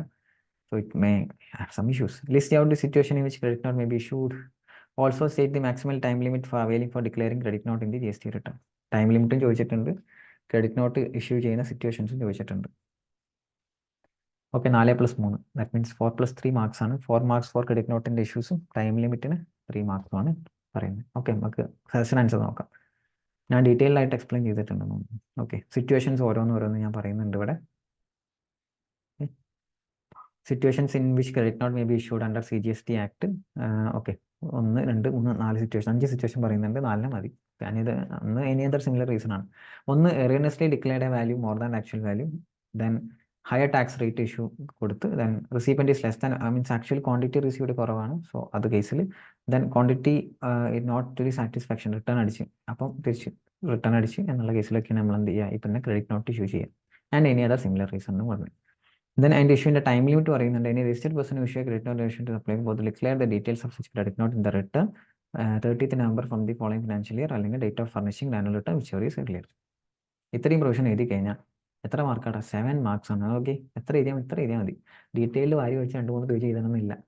ചോദിച്ചിട്ടില്ലേ 4 സിറ്റുവേഷൻ ചോദിച്ചു, 4 means list out situation, credit note issue ചെയ്യുന്ന സിറ്റുവേഷൻസ് അതാ എഴുതി കൊടുത്ത്. ഇതിൻ്റെ ടൈം ലിമിറ്റ് എപ്പോഴാണ് അതും എഴുതി കൊടുത്ത്. 7 മാർക്സ്. Easy 7 marks. പക്ഷെ നോക്കാത്ത ആളെ സംബന്ധിച്ചിടത്തോളം 7 mark Govinda.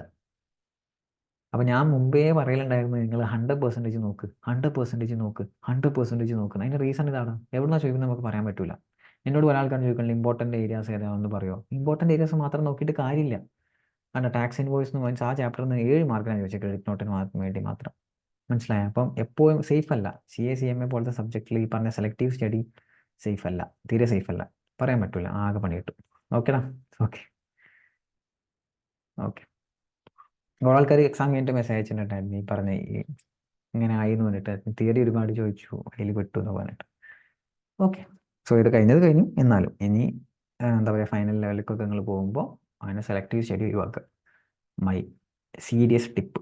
Okay, then mister Kalyan is A registered dealer. അടുത്ത ക്വസ്റ്റ്യൻ ആണ് 4B. In the state of Uttar Pradesh he provides the following details for the month of January. ഇതിൻ്റെ അൾട്ടിമേറ്റ് ക്വസ്റ്റ്യൻ എന്താ ചോദിക്കുന്നത്? എലിജിബിൾ ഇൻപുട്ട് ടാക്സ് ക്രെഡിറ്റ് എത്രയാണെന്നാണ് ചോദിക്കുന്നത്. ഓക്കെടാ, എലിജിബിൾ ഇൻപുട്ട് ടാക്സ് ക്രെഡിറ്റ് എത്ര എന്നുള്ള ചോദ്യം. അപ്പോൾ നമ്മൾ ടോട്ടൽ ഇൻപുട്ട് ടാക്സ് എത്രയെന്നുള്ളത് കാണണം, ബ്ലോക്ക്ഡ് ഉണ്ടോ എന്നൊക്കെ നോക്കണം. അപ്പോൾ ഇൻപുട്ട് ടാക്സിൻ്റെ മൊത്തം പ്രൊവിഷൻ നമ്മളോട് അറിഞ്ഞിരുന്നാലേ നമുക്കത് ആൻസർ ചെയ്യാൻ പറ്റുള്ളൂ. ഫസ്റ്റ് ക്വസ്റ്റ്യൻ എന്താ? ഇപ്പോൾ ജാനുവരി മന്താണ്. Then first situation, mister Mangal supplied goods to miss Mahi on direction of mister Kalyan. Mister Kalyan received only invoice. ഇത് മറ്റേതാ? ഏതറിയോ? ബിൽ ടു ഷിപ്പ് ടു ഇതില്ലേ, bill to ship to model. അത് മിസ്റ്റർ മംഗളാണ് സപ്ലൈ ചെയ്തത് മാഹിക്ക്. ആരുടെ ഡയറക്ഷനിൽ? കല്യാണിൻ്റെ ഡയറക്ഷനിൽ. കല്യാണാണ് നമ്മളാൾ. കല്യാണിക്ക് ഇൻവോയ്സ് മാത്രമേ കിട്ടിയിട്ടുള്ളൂ, ഗുഡ്സ് കിട്ടിയിട്ടില്ല. നമ്മളുടെ ഗുഡ്സ് കയ്യിൽ കിട്ടണം എന്നുള്ള റിക്വയർമെൻറ്റ് ഉണ്ടല്ലോ ഇൻപുട്ട് എടുക്കണമെങ്കിൽ, അതിൻ്റെ ഒരു എക്സംഷൻ പ്രൊവിഷൻ അല്ലായിരുന്നത് ബിൽ ടു ഷിഫ്റ്റ് മോഡൽ. അപ്പോൾ ബിൽ ടു ഷിഫ്റ്റ് മോഡലിൻ്റെ എക്സ്പ്ലനേഷൻ ആണ് ഇതിൻ്റെ ആൻസർ. അപ്പോൾ ഇത് ഇൻപുട്ട് എടുക്കാൻ പറ്റുമോ? It is eligible. Tick, eligible. Okay, അടുത്തത് raw material a purchased during the month. Raw material a purchase ചെയ്തു. Out of above 1 invoice of some goods on which GST 40,000 was missing. 40,000 രൂപയുടെ ഒരു invoice missing ആണ്, GST വരുന്നത്. Invoice ഇല്ലെങ്കിൽ input എടുക്കാൻ പറ്റില്ലടാ മക്കളെ എന്നുള്ള പ്രൊവിഷൻ ഉണ്ടല്ലോ. അപ്പോൾ അതുകൊണ്ട് ഈ 40,000 എടുക്കാൻ പറ്റില്ല. ഇവിടുന്ന് 40,000 നമ്മൾ മൈനസ് ചെയ്യണം. ഒരു മിനിറ്റ്, ഞാൻ പെൻ എടുക്കട്ടെ. ഇവിടുന്ന് 40,000 നമ്മൾ മൈനസ് ചെയ്യണം. So 1 lakh minus 40,000. So eligible input will be 60,000.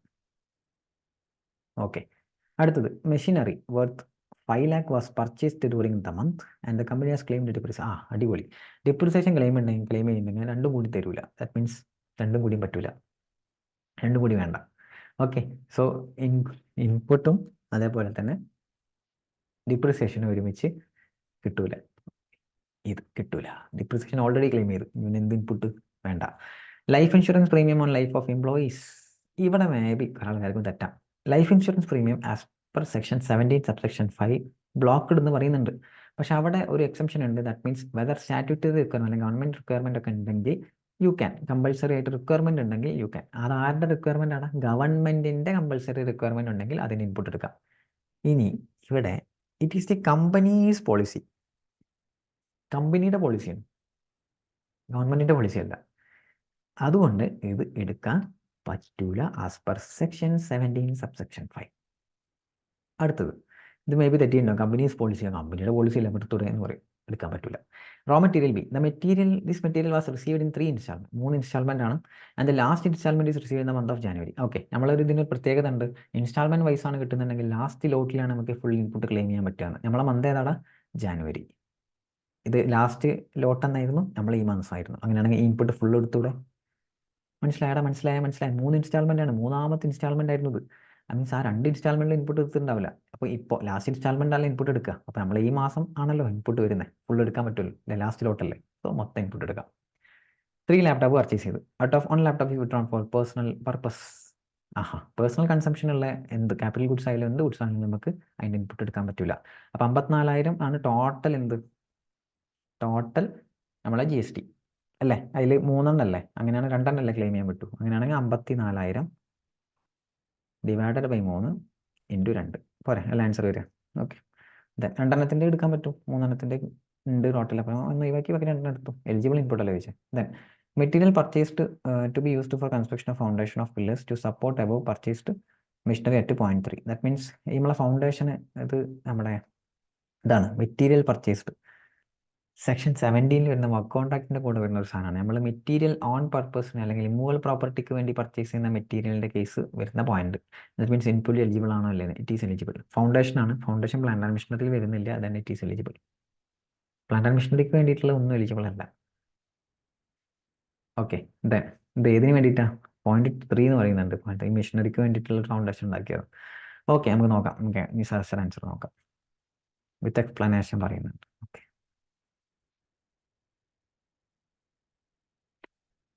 ഞാൻ താഴേക്ക് വന്നു കഴിഞ്ഞാൽ ഫസ്റ്റ് ഓൺലി 1 ഇൻവോയ്സ്, അവിടെ ഞാൻ note 1 detailed explanation section 16 subsection section 16 subsection B2B എന്ന് പറഞ്ഞിട്ട് explanation bill to ship to മോഡലിൻ്റെ കേസ് മൊത്തം എക്സ്പ്ലെയിൻ ചെയ്തിട്ടുണ്ട്. ദാറ്റ് മീൻസ് ഡീറ്റെയിൽഡ് എക്സ്പ്ലനേഷൻ ഞാൻ കൊടുത്തിട്ടുണ്ട്. ഇത്രയും വേണ്ട കേട്ടോ, ഇത്രയും ഡീറ്റെയിൽഡ് എക്സ്പ്ലനേഷൻ ഒന്നും വേണ്ട, ഞാൻ മനസ്സിലായിക്കോട്ടെ എന്ന് വിചാരിച്ചിട്ടും പിന്നെ ഇനി ഫർദർ വേറെ ആരെങ്കിലും ഭാവിയിൽ റെഫർ ചെയ്യുമ്പോൾ ഈസി ആയിക്കോട്ടെ എന്ന് വിചാരിച്ചിട്ടാണ് ഡീറ്റെയിൽ എക്സ്പ്ലനേഷൻ കൊടുത്തത്. So bill to ship to മോഡലിൻ്റെ കംപ്ലീറ്റ് എക്സ്പ്ലനേഷൻ ഞാൻ ഇവിടെ കൊടുത്തിട്ടുണ്ട്. ഓക്കെ, ഞാൻ വായിക്കുന്നില്ല അഗെയിൻ. റോ മെറ്റീരിയൽ എൻ്റെ കേസ് നമ്മൾ പറഞ്ഞിരുന്നു. ദാറ്റ് മീൻസ് അവിടെ ഒരു മിസ്റ്റേക്ക് പറ്റിയൊരു സംശയം. 60 ആണ് വരിക, ഞാൻ 40 ആയിരുന്നു. For invoice is eligible to claim 60, ഞാൻ ഇവിടെ 40 ആണ് ഇട്ടിട്ടുള്ളത്. ഇറ്റ് ഈസ് 60 ആണ്. Sorry for this is 60, my mistake. 60 okay, 60 ആണ്, 40 എന്ന് അറിയാതെ. ഓക്കെ, 60 ആണ് അത്. അല്ല നമ്മൾ നോക്കിയില്ല, 1 lakh minus my mistake, my bad. Okay, 1 lakh minus 40,000, 60 ആണ് എലിജിബിൾ. 40 മിസ്സിംഗ് അല്ലേ, സോ 40 കിട്ടില്ല, ബാക്കി 60 കിട്ടും. ദെൻ മെഷീനറി നോട്ട് 3 കിട്ടൂല, ഡിപ്രിസിയേഷൻ ഓൾറെഡി കിട്ടുന്നതാണ്, കിട്ടൂല. ദാറ്റ് മീൻസ് കിട്ടൂല. ലൈഫ് ഇൻഷുറൻസും കിട്ടൂല, കമ്പനി പോളിസിയാണ്, വേറെ റിക്വയർമെന്റ് ഒന്നുമില്ല. റോ മെറ്റീരിയൽ ബി ഇൻസ്റ്റാൾമെന്റ് 3 എടുക്കാം. ഇത് 36,000 eligible, 54,000 divide by 3 into 2. Then material notice, അത് നമുക്ക് ഡീറ്റെയിൽ ആയിട്ട് നോക്കാം. നോട്ടീസ് ഫൗണ്ടേഷൻ ഉണ്ടാക്കിയാണ്. സോ സെക്ഷൻ 17 സബ്സെക്ഷൻ 5 പറയുന്നുണ്ട്, input tax credit in respect of work contract service when supplied for construction of immovable property other than plant and machinery except very for other supply of plant and machinery means separate. Means material ഞാൻ purchase ചെയ്ത് foundation prepare ചെയ്യാൻ വേണ്ടിയിട്ടാണ് material purchase ചെയ്തത്. So plant and മെഷീനറിയുടെ case ആണെന്നുണ്ടെങ്കിൽ it is not eligible. Sorry, it is not means sorry, immovable property ആണെന്നുണ്ടെങ്കിൽ it is not eligible other than plant and machinery ആണ്. So foundation ഇവിടെ പറയുന്നുണ്ട്, plant and machinery means separate equipment machinery fixed വർത്താണ്. Then അതിൽ നിന്ന് except ചെയ്തിട്ടുണ്ട്. That means foundation used for something and include such foundation but excludes land and means plant and machinery എന്ന് പറയുമ്പോൾ equipment machinery fixed Worth അങ്ങനത്തെ കാര്യങ്ങൾ, അതിൽ ഫൗണ്ടേഷനും structural സപ്പോർട്ടൊക്കെ included ആണ്. ലാൻഡ് ബിൽഡിംഗ് ഒക്കെയാണ് എന്ത് ചെയ്യുന്നത്, അതിന് അക്സെപ്റ്റ് ചെയ്തിട്ടുള്ളത്. സോ ആ 20,000 ഈസ് എലിജിബിൾ എന്നാണ് ഇവിടെ പറയുന്നത്. ഓക്കെ, ഇവിടെ ഒരു മിസ്റ്റേക്ക് പറ്റിയത് ആ 60,000 കേസാണ്, ഒന്ന് മാറ്റാം. Okay, my mistake. Okay, this is 60,000. ഞാൻ ശാസ്ത്ര ആൻസർ കൊടുക്കുമ്പോൾ ഞാൻ ഡിസ്ക്രിപ്ഷനിൽ കൊടുക്കുമ്പോൾ 60 വെച്ചിട്ട് കൊടുത്തോളാം. ഓക്കെ, ദെൻ അടുത്ത ക്വസ്റ്റ്യൻ. ഇത് എത്ര മാർക്കിൻ്റെ ക്വസ്റ്റ്യൻ ചെയ്യടാ?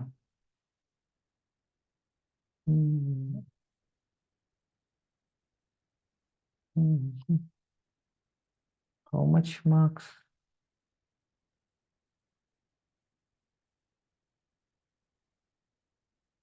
8 മാർക്ക്. വെരി വെരി സുഖം, വെരി ഈസി. ഓക്കെ, സോ അതും കഴിഞ്ഞ് അടുത്ത ക്വസ്റ്റ്യൻ എന്താ പറയുന്നത്? അടുത്ത question, say the circumstances under which GST officer can cancel the GST registration. GST officer എപ്പോഴൊക്കെയാണ് GST രജിസ്ട്രേഷൻ ക്യാൻസൽ ചെയ്യുക? ഇറ്റ് ഈസ് എ പക്ക തിയറി. ചില ആൾക്കാരെ നോക്കണമെന്നില്ല. 8 മാർക്ക് ഞാൻ ചോദിച്ചത്. സോ ഡീറ്റെയിൽഡ് എക്സ്പ്ലനേഷൻ വേണം, ഞാൻ ഫസ്റ്റ് ആൻസറിൽ കൊടുത്തിട്ടുണ്ട്. ആൻഡ് യു ക്യാൻ ജസ്റ്റ്, ഞാൻ വീണ്ടും വായിക്കുന്നില്ല. ഇറ്റ് ഈസ് എ പക്ക 6 മാസം ഇത് ചെയ്തില്ല അല്ലെങ്കിൽ ഇത് വയലേറ്റ് ചെയ്ത് അങ്ങനത്താണ്. Does not conduct business, does not conduct the business, invoice issue ചെയ്ത് വയലേറ്റ് ചെയ്ത്, സെക്ഷൻ 171 വയലേറ്റ് ചെയ്ത്, റൂൾ 10A വയലേറ്റ് ചെയ്ത്, then input as credit section 16 violate ചെയ്ത്, GSTR 1 ഫയൽ ചെയ്തില്ല, ആൻഡ് 86B വയലേറ്റ് ചെയ്ത്, മന്ത്ലി റിട്ടേൺസിൻ്റെ കേസിൽ ഇൻറ്റൻസ് പീരീഡ് ഫയൽ ചെയ്തില്ല, ദെൻ ക്വാർട്ടർലി ഫയൽ ചെയ്തില്ല, ദെൻ സെക്ഷൻ 10ൻ്റെ കേസിൽ എന്തോ ഫയൽ ചെയ്തില്ല, ദെൻ ബിസിനസ് കമൻസ് ചെയ്തില്ല, ഫ്രോഡ് വിൽഫുൾ മിസ്റ്റേറ്റ്മെൻറ്റ് ബേസിലാണ് ഈ പറഞ്ഞ എടുത്തത് എന്നുണ്ടെങ്കിൽ ഇത് മൊത്തം എഴുതേണ്ടി വരും. കാരണം 8 മാർക്ക് ക്വസ്റ്റ്യൻ ആണ്. So they are expecting full. Okay, 8 point പോരാ, ഫുൾ 10 മിനിമം വേണ്ടി വരും, 11 വേണ്ടി വരും മിക്കവാറും. Okay, better to write full. Okay, so അതാണ് ആ ക്വസ്റ്റ്യൻ ഉണ്ടായിരുന്നത്. സോ അതും 8 മാർക്കായിരുന്നു. ആൻഡ് അത്യാവശ്യം എഴുതിയവർക്ക് 8 മാർക്കും പ്രൊവൈഡ് ചെയ്യും, റീസൺസ് കറക്റ്റ് എഴുതിയിട്ടുണ്ടെങ്കിൽ. ഓക്കെ, സോ അതും വാല്യൂ ചെയ്താൽ പറ്റാവുന്നത് തന്നെ ഉള്ളൂ, അത്ര വലിയ ബൈ ഹാർട്ട് ചെയ്ത് വെക്കേണ്ട മീൻസ് നോക്കിയില്ലെങ്കിൽ എഴുതാൻ പറ്റുന്ന ഒരു ടൈപ്പ് ക്വസ്റ്റ്യൻ ആയിരുന്നു. അടുത്തതും ഒരു ഈസി ടൈപ്പ് ക്വസ്റ്റ്യൻ ആണ്. ഷെഡ്യൂൾ 1 ഷെഡ്യൂൾ 2 ആണോ എന്ന് പറയാനാണ് താഴെയുള്ള ഓരോ കാര്യങ്ങൾ. ഓക്കെ, ഗുഡ്സ് ആണോ, സർവീസ് ആണോ, നോ സപ്ലൈ ആണോ. സെയിൽ ഓഫ് ലാൻഡ് ഷെഡ്യൂൾ 1 2 ആണോ 3 ആണോ? 3. നെഗറ്റീവ് ലിസ്റ്റിൽ വരുന്ന സാധനമാണ്, not a supply. Lease tenancy easement licence to occupy land ഏതാണ്? സർവീസ് അല്ലേ. ലീസ് ടെനൻസി റൈറ്റ് അല്ലേ കൊടുക്കും, മീൻസ് ഒരു എന്താ പറയുക, റൈറ്റ് ടു യൂസ് അല്ലേ കൊടുക്കുന്നത്, ലീസൊക്കെ ടൈറ്റിൽ അല്ലല്ലോ. So schedule 2. ദെൻ സർവീസ് ആണ്. Service of funeral, burial, crematorium, mortuary including transportation of the deceased ഏതാടാ?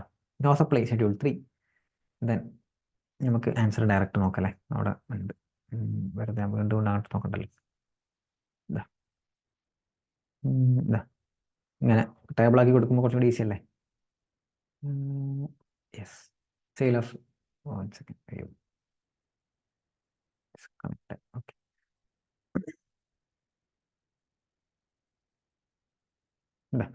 സെയിൽ ഓഫ് ലാൻഡ് പറഞ്ഞ്, lease, service of funeral, burial, temporary transfer of intellectual property schedule 2 അല്ലേ. നമ്മളെ trade മാർക്കിൻ്റെ ഒക്കെ temporary transfer, നമ്മൾ right means title കൊടുക്കുന്നില്ല. Then court ട്രൈബ്യൂണലൊക്കെ schedule 3 not a supply. Then employer റിലേഷൻഷിപ്പിൽ വരുന്നത് not a supply schedule 3. Titling goods പോകുന്നത് schedule 2 supply of goods. That's all, very very easy. ഇത് നമ്മളെ മാരത്തോൺ ഡിവിഷൻ നോക്കിയിട്ടുണ്ടെങ്കിൽ തന്നെ കാണാൻ പറ്റും, നമ്മൾ ഫുള്ള് ചെയ്തതാണ്, ഫുള്ള് തൊട്ട് എക്സാമിൻ്റെ തൊട്ട് അല്ലെങ്കിൽ നമ്മൾ ഫുൾ നോക്കിയതാണ്. ദെൻ അടുത്ത ക്വസ്റ്റ്യൻ നോക്കാമല്ലോ അല്ലേ. ക്വസ്റ്റ്യൻ നമ്പർ 6 7 കഴിഞ്ഞാൽ GST ഓവർ. 6 നമ്മുടെ ഇതിൻ്റെ കേസായിരുന്നു, പ്ലേസ് ഓഫ് സപ്ലൈയുടെ കേസ് വരുന്ന ക്വസ്റ്റ്യൻ ആണ് 6. നോക്കാം. Determine the place of supply with reason. Miss ചാമുക്കോ, a registered person of Mumbai, went for a wedding in Udaipur and received beauty treatment in Udaipur. ഈ ബ്യൂട്ടി ട്രീറ്റ്മെൻറ്റിന് ഒരു പ്രത്യേകത ഉണ്ട്, എവിടെയാണോ അത് റിസീവ് ചെയ്യുന്നത് അവിടെയാണ് അതിൻ്റെ പ്ലേസ് ഓഫ് സപ്ലൈ. ഇത് റിസീവ് ചെയ്താൽ എവിടെയാണ്? ഉദയ്പൂർ. വേറെ ഒന്നും നോക്കേണ്ട ആവശ്യമില്ല, Udaipur is place of supply.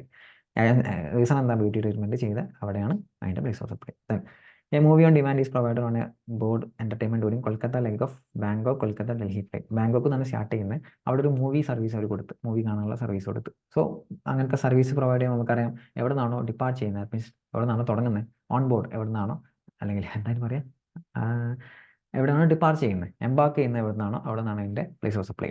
എംബാർക്ക് ചെയ്ത് ബാങ്കോക്ക് നിന്നാണ്, so place of supply is Bangkok. Okay. Then Mr. Arundoy, an unregistered resident of Kolkata, has a savings bank account with XYZ Bank, Chennai branch. Okay. Mr. Arundoy avails certain banking services from the XYZ at Chennai.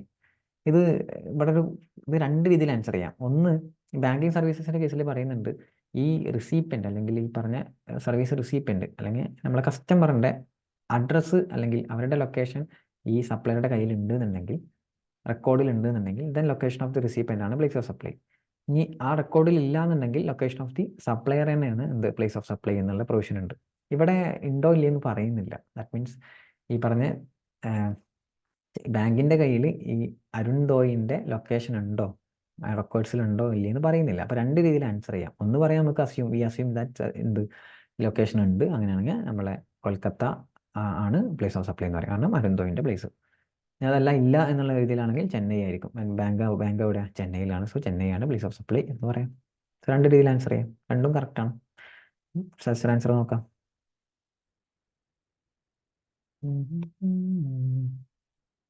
Suggested answer ഞാൻ detailed explanation section 12 subsection 4 ഒക്കെ പറഞ്ഞിട്ട് beauty treatment case പറഞ്ഞ് location four actual supplies actually performed. അടുത്തത് നമ്മളെ aircraft അങ്ങനത്തേലൊക്കെ ആണെന്നുണ്ടെങ്കിൽ എവിടെ നിന്നാണ് first schedule അങ്ങനെ പറയാം എംബാക്കല്ല first schedule point of departure അത് ബാങ്കോക്ക് ആയിരുന്നു. So Bangkok place of supply. അടുത്തതിൽ പറഞ്ഞ ബാങ്കിങ്ങിൻ്റെ കേസിലൊക്കെ ഏതാ place of supply location of the recipient of service on the records of the supplier of service ആണ്. Then location of the recipient available അല്ല എന്നുണ്ടെങ്കിൽ then location of the supplier ആയിരിക്കും എന്നുള്ള കേസ്. അപ്പോൾ രണ്ട് രീതി അസ്യൂം ചെയ്യാം. ഞാൻ രണ്ട് അസംഷൻ ഇവിടെ ഞാൻ കൊടുത്തിട്ടുണ്ട്. U can just read it out. Okay, അടുത്തത് അടുത്ത ക്വസ്റ്റ്യൻ. അപ്പോൾ ഇതും സിമ്പിളാണ്, വലിയ കോംപ്ലിക്കേഷൻ ആയിട്ട് തോന്നുന്നില്ല. അടുത്തത് ഏതാ? Discuss the taxability or otherwise of the following independent supplies and also mention the person liable to pay tax. നമ്മളെ റിവേഴ്സ് ചാർജ് ഒക്കെ കൂടി വരുന്ന ടാക്സബിലിറ്റി എക്സംഷനും റിവേഴ്സ് ചാർജും കൂടി കോമ്പിനേഷൻ ആയിട്ടുള്ള ക്വസ്റ്റ്യൻ ആണത്. First question miss ABC and company registered ഡീലറാണ്, state of കർണാടകയിലാണ്. ഇമ്മൂവൽ പ്രോപ്പർട്ടി ആൻഡ് റെൻറ്റിനെടുത്ത് ഫ്രം സ്റ്റേറ്റ് ഗവൺമെൻറ്. നമ്മളെ ഗവൺമെൻറ്റിൻ്റെ ഒക്കെ റെൻറ്റിന് ഇമ്മൂവൽ പ്രോപ്പർട്ടി റെൻറ്റിനെടുത്ത് to set up its office and paying monthly rent of 75,000. So നമ്മളെ സ്റ്റേറ്റ് ഗവൺമെൻറ്റിൻ്റെ അടുത്ത് നിന്ന് റെൻറ്റിന് എടുത്തു കഴിഞ്ഞാൽ എന്താണ് അവിടെ വരിക? RCM വരിക. RCM പറയുന്നുണ്ട് ഇത്. So this is applicable to RCM എന്ന് പറയുന്നുണ്ട്. സോ അത് ഇവിടെ വരും. ഓക്കെ, നമ്മൾ ആൻസർ നോക്കാം.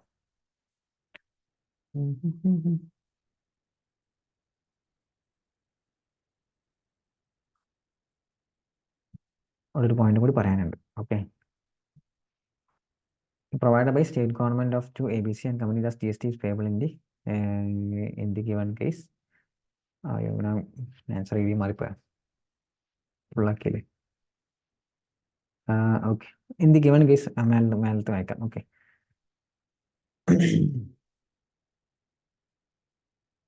നമ്മുടെ ഇത് അതല്ല, അതോടക്കട്ടെ അത് എക്സംഷൻ്റെ ആണ്. അവിടക്കട്ടെ GST on services supplied by renting of full by central government to any registered payable is payable under reverse charge. Reverse ചാർജിലാണ് പേ ചെയ്യുക. ആൻഡ് ഗിവൺ കേസ് ആരാ റെസിപ്പിയൻ്റ് ആയിട്ടുള്ള നമ്മളെ രജിസ്റ്റേർഡ് പേഴ്സൺ ഇല്ലേ, നമ്മളെ ABC ആൻഡ് കമ്പനിയാണ് ഇവിടെ എന്ത് ചെയ്യേണ്ടത്?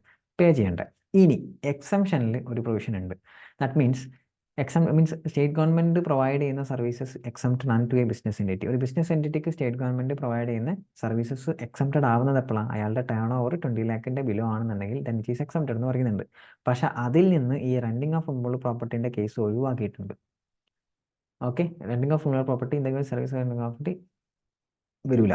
ഷാൽ നോട്ട് ബി മീൻസ് ഇവിടെ പറയുന്നുണ്ട് however the same shall not apply to services by of renting of property. That means ഒരു ബിസിനസ് എൻറ്റിറ്റിക്ക് സ്റ്റേറ്റ് ഗവൺമെൻറ് സർവീസസ് പ്രൊവൈഡ് ചെയ്യുമ്പോൾ ഇറ്റ് ഈസ് എക്സംപ്റ്റ്. എപ്പോൾ? അയാളുടെ ആ ബിസിനസ് എൻറ്റിറ്റിയുടെ previous year turn over 20 lakh below ആണെങ്കിൽ, അതായത് 10 lakh in case of notified special category states. പക്ഷേ ആ പ്രൊവിഷനിൽ നിന്ന് renting of immovable property service ഒഴിവാക്കിയിട്ടുണ്ട്. That means renting of immovable property service is not exempt even though 20 lakh below ആണെങ്കിൽ exempted അല്ല. Okay, ഈ പ്രൊവിഷൻ പറയണം. ഇതെന്തുകൊണ്ട് പറയണം എന്നുള്ള റീസൺ ഞാൻ പറഞ്ഞുതരാം. ഓക്കെ, ഇതെന്തുകൊണ്ടാണ് ഇത് പറയണം എന്നുള്ളത്, ഇത് RCM മാത്രമാണെന്ന് പറഞ്ഞാൽ പോരെ, ഇതെന്തിനാ പറയുന്നതെന്ന് ചോദിച്ചു കഴിഞ്ഞാൽ ഇവിടെ നോക്കിയതാ. Okay, discuss the taxability. That means taxable ആണോ എക്സംപ്റ്റ് ആണോ എന്നുള്ള പ്രൊവിഷനും കൂടി ഇവിടെ എഴുതാൻ പറയുന്നുണ്ട്. അതിന് മാർക്കുണ്ട്, 3 മാർക്കാണ് ഒന്നിന്. അപ്പോൾ എങ്ങനെയല്ല ഇത് എഴുതിയേ പറ്റും? കാരണം എക്സംഷൻ്റെ പ്രൊവിഷൻ എഴുതണം, ദെൻ റെൻറ്റിംഗ് ഓഫ് ഇമ്മൂവൽ പ്രോപ്പർട്ടിക്ക് ഇത് അപ്ലിക്കബിൾ അല്ല എന്ന് എഴുതണം. പിന്നെ അത് മാത്രമല്ല 38 lakh ആണ് ഇവിടെ. പക്ഷെ അതല്ല പോയിന്റ്, 38 lakhൻ്റെ റെലവൻസ് അല്ല. Renting state government business എൻറ്റിറ്റിക്ക് provide ചെയ്യുന്ന സർവീസ് എക്സംപ്റ്റഡാ 20 lakh ബിലോ ആണെങ്കിൽ. ദെൻ അതിൽ റെൻറ്റിംഗ് ഓഫ് പ്രോപ്പർട്ടി അപ്ലിക്കബിൾ അല്ല. അപ്പം അങ്ങനെ ആ വേർഡ് അതേപോലെ തന്നെ എഴുതണം. ദെൻ പറയണം റിവേഴ്സ് ചാർജ് ആണ് അപ്ലിക്കബിൾ ആവുക. സോ അതുകൊണ്ട് തന്നെ ABC കമ്പനിയാണ് ഇവിടെ ടാക്സ് അടക്കേണ്ടത് എന്നുള്ള പ്രൊവിഷനും പറയണം. ഓക്കെ, അടുത്തത് ആരാധന കോർപ്പറേഷൻ സോൾ പ്രൊപ്പറേറ്റർഷിപ്പ് ഫേമാണ്, സ്റ്റേറ്റ് ഓഫ് ഗുജറാത്തിലാണ്. Its turn over in the previous year was 12 lakh. It has paid 1 lakh to mister Anubhav and advocate for legal services. So legal services നമുക്കറിയാം RCM applicable ആണ്. പക്ഷേ അവിടെ തന്നെ legal സർവീസിൻ്റെ എക്സംഷൻ്റെ കേസിൽ പറയുന്നുണ്ട് അയാളുടെ ഒരു അഡ്വക്കേറ്റ് ഒരു ലീഗൽ സർവീസ് പ്രൊവൈഡ് ചെയ്യുകയാണെന്നുണ്ടെങ്കിൽ ആ കിട്ടുന്ന റിസീപ്പൻറ്റിൻ്റെ ടേൺ ഓവർ ദാറ്റ് മീൻസ് 20 lakhൻ്റെ ബിലോ ആണെന്നുണ്ടെങ്കിൽ പ്രീവിയസ് ഇയറിൽ 20 lakhൻ്റെ ബിലോ ആണെന്നുണ്ടെങ്കിൽ ദെൻ ഇറ്റ് ഈസ് എക്സംപ്റ്റഡ് എന്നുള്ള പ്രൊവിഷൻ ഉണ്ട്. സോ ദിസ് ഈസ് എക്സംപ്റ്റഡ് എന്നാണ് ഇതിൻ്റെ answer. And last one is sponsorship service കൊടുക്കുകയാണ് 20 lakh in respect of a cricket tournament organised by Dhanadhan sports academy and unrecognised sports body. ഇവിടെ എക്സംഷൻ്റെ provision ഉണ്ട്. കാരണം ഒരു റെക്കഗ്നൈസ്ഡ് സ്പോർട്സ് ബോഡി ആണെന്നുണ്ടെങ്കിൽ then sponsorship service is exempted എന്നുള്ള provision ഉണ്ട്, അത് എഴുതണം. ഇവിടെ അൺറെക്കഗ്നൈസ്ഡ് ആണ്. സോ അതുകൊണ്ട് തന്നെ എന്തല്ല, ഈസ് നോട്ട് എക്സംപ്റ്റഡ്, എക്സംപ്റ്റഡ് അല്ല. ഇനി സ്പോൺസർഷിപ്പ് സർവീസ് കൊടുക്കുന്നത് റിസീപ്പൻറ്റ് ബോഡി കോർപ്പറേറ്റ് ആണ്, ദെൻ അതുകൊണ്ട് തന്നെ ഇവിടെ RCM അപ്ലിക്കബിൾ ആയിരിക്കും എന്നുള്ള പ്രൊവിഷനും എഴുതും. ഇത്രയും പ്രൊവിഷൻ എഴുതിയാലേ ഇതിൽ മാർക്ക് കിട്ടുകയുള്ളൂ.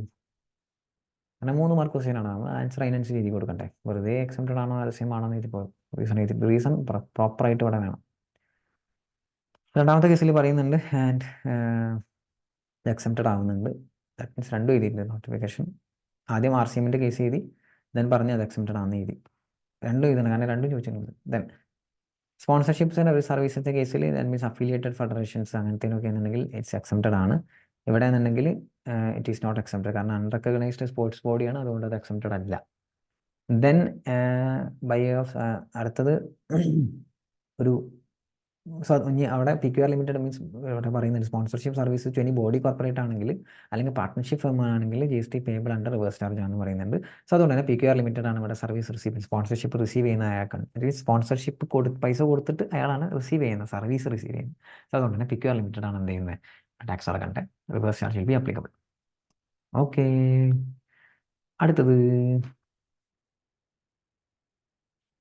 അടുത്തത് പക്ക തിയറി ക്വസ്റ്റ്യൻസ് ആണ്. പക്ക തിയറി ക്വസ്റ്റ്യൻസ് ആണ്.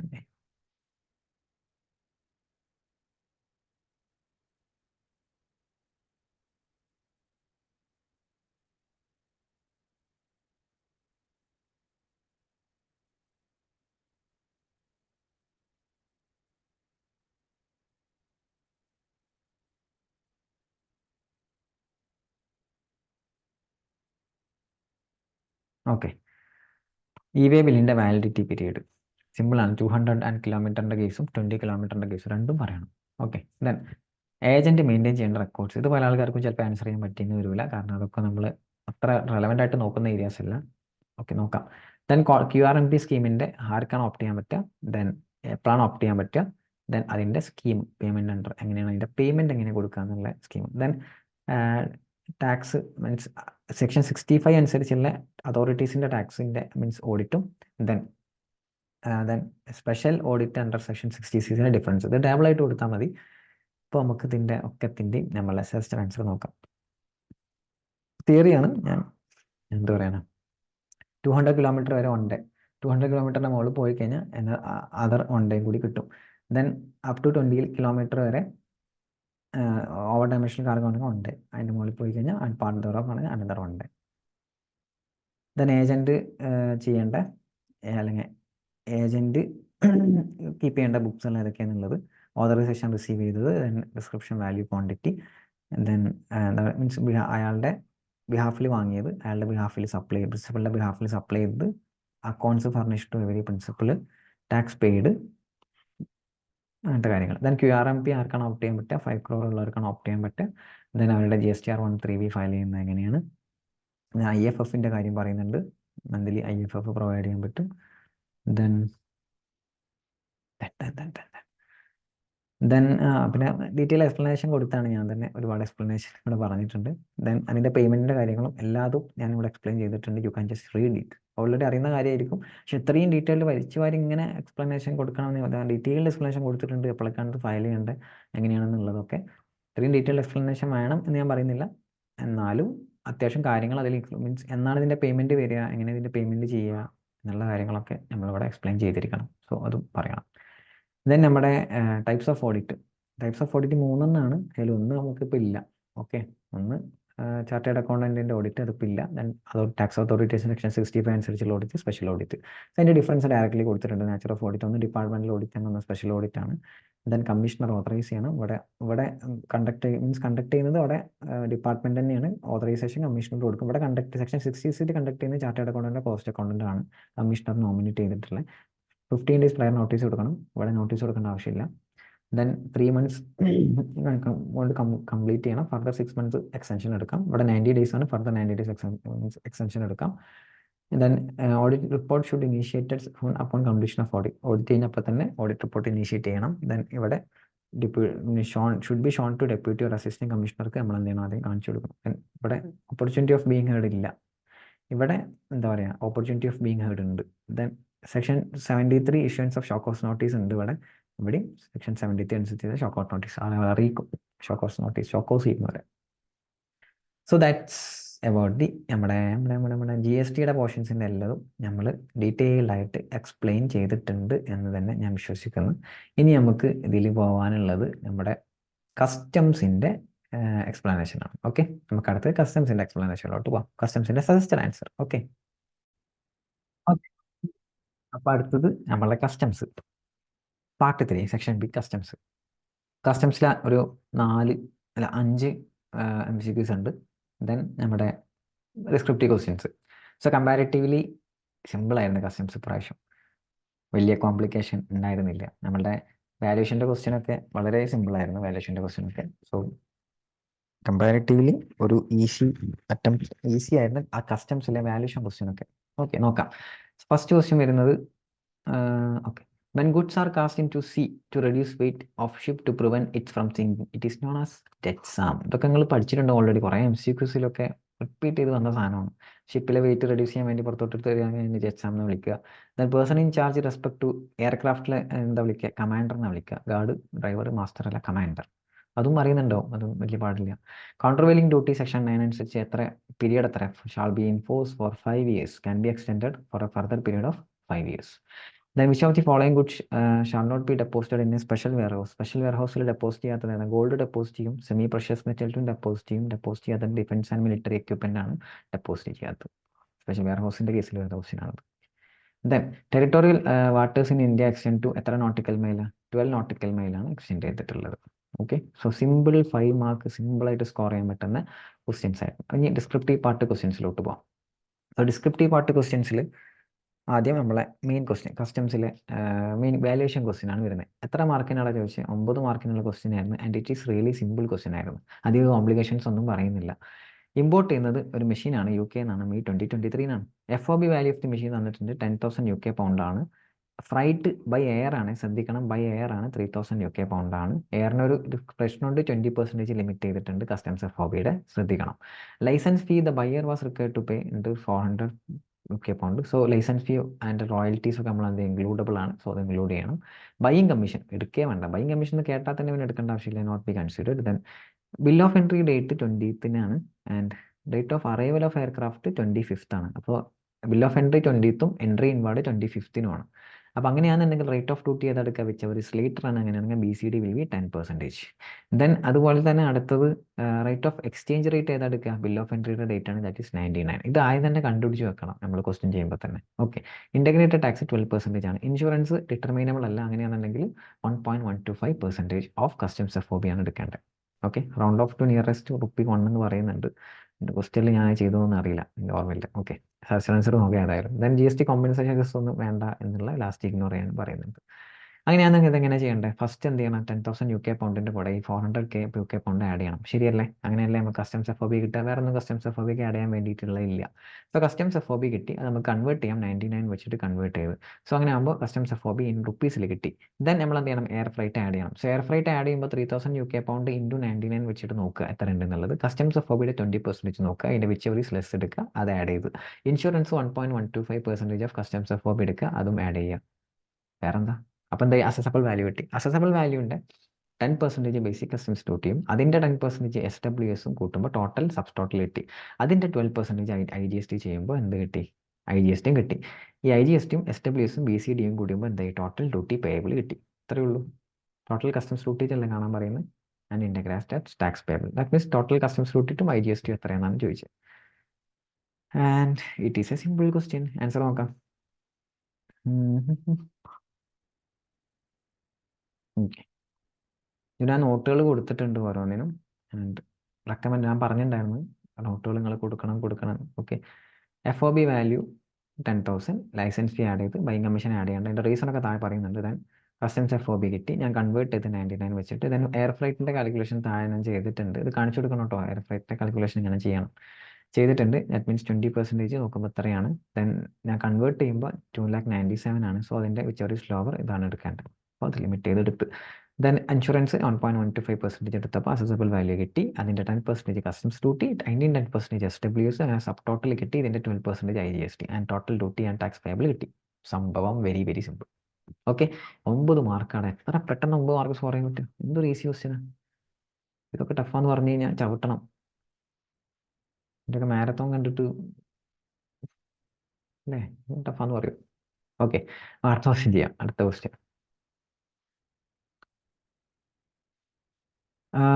അടുത്ത question negative list of duty drawback ആയിരുന്നു അടുത്ത question. Okay, negative list of duty drawback section 76 direct theory question ആയിരുന്നു. ഡ്യൂട്ടി ഡ്രോബാക്ക് എന്ന് ചില ആൾക്കാരൊന്നും നോക്കിയില്ല എന്ന് തോന്നുന്നു. അവർക്ക് ഇത് കിട്ടാൻ പ്രയാസമായിരിക്കും. എത്ര മാർക്കിനാണ് ചോദിച്ചത്?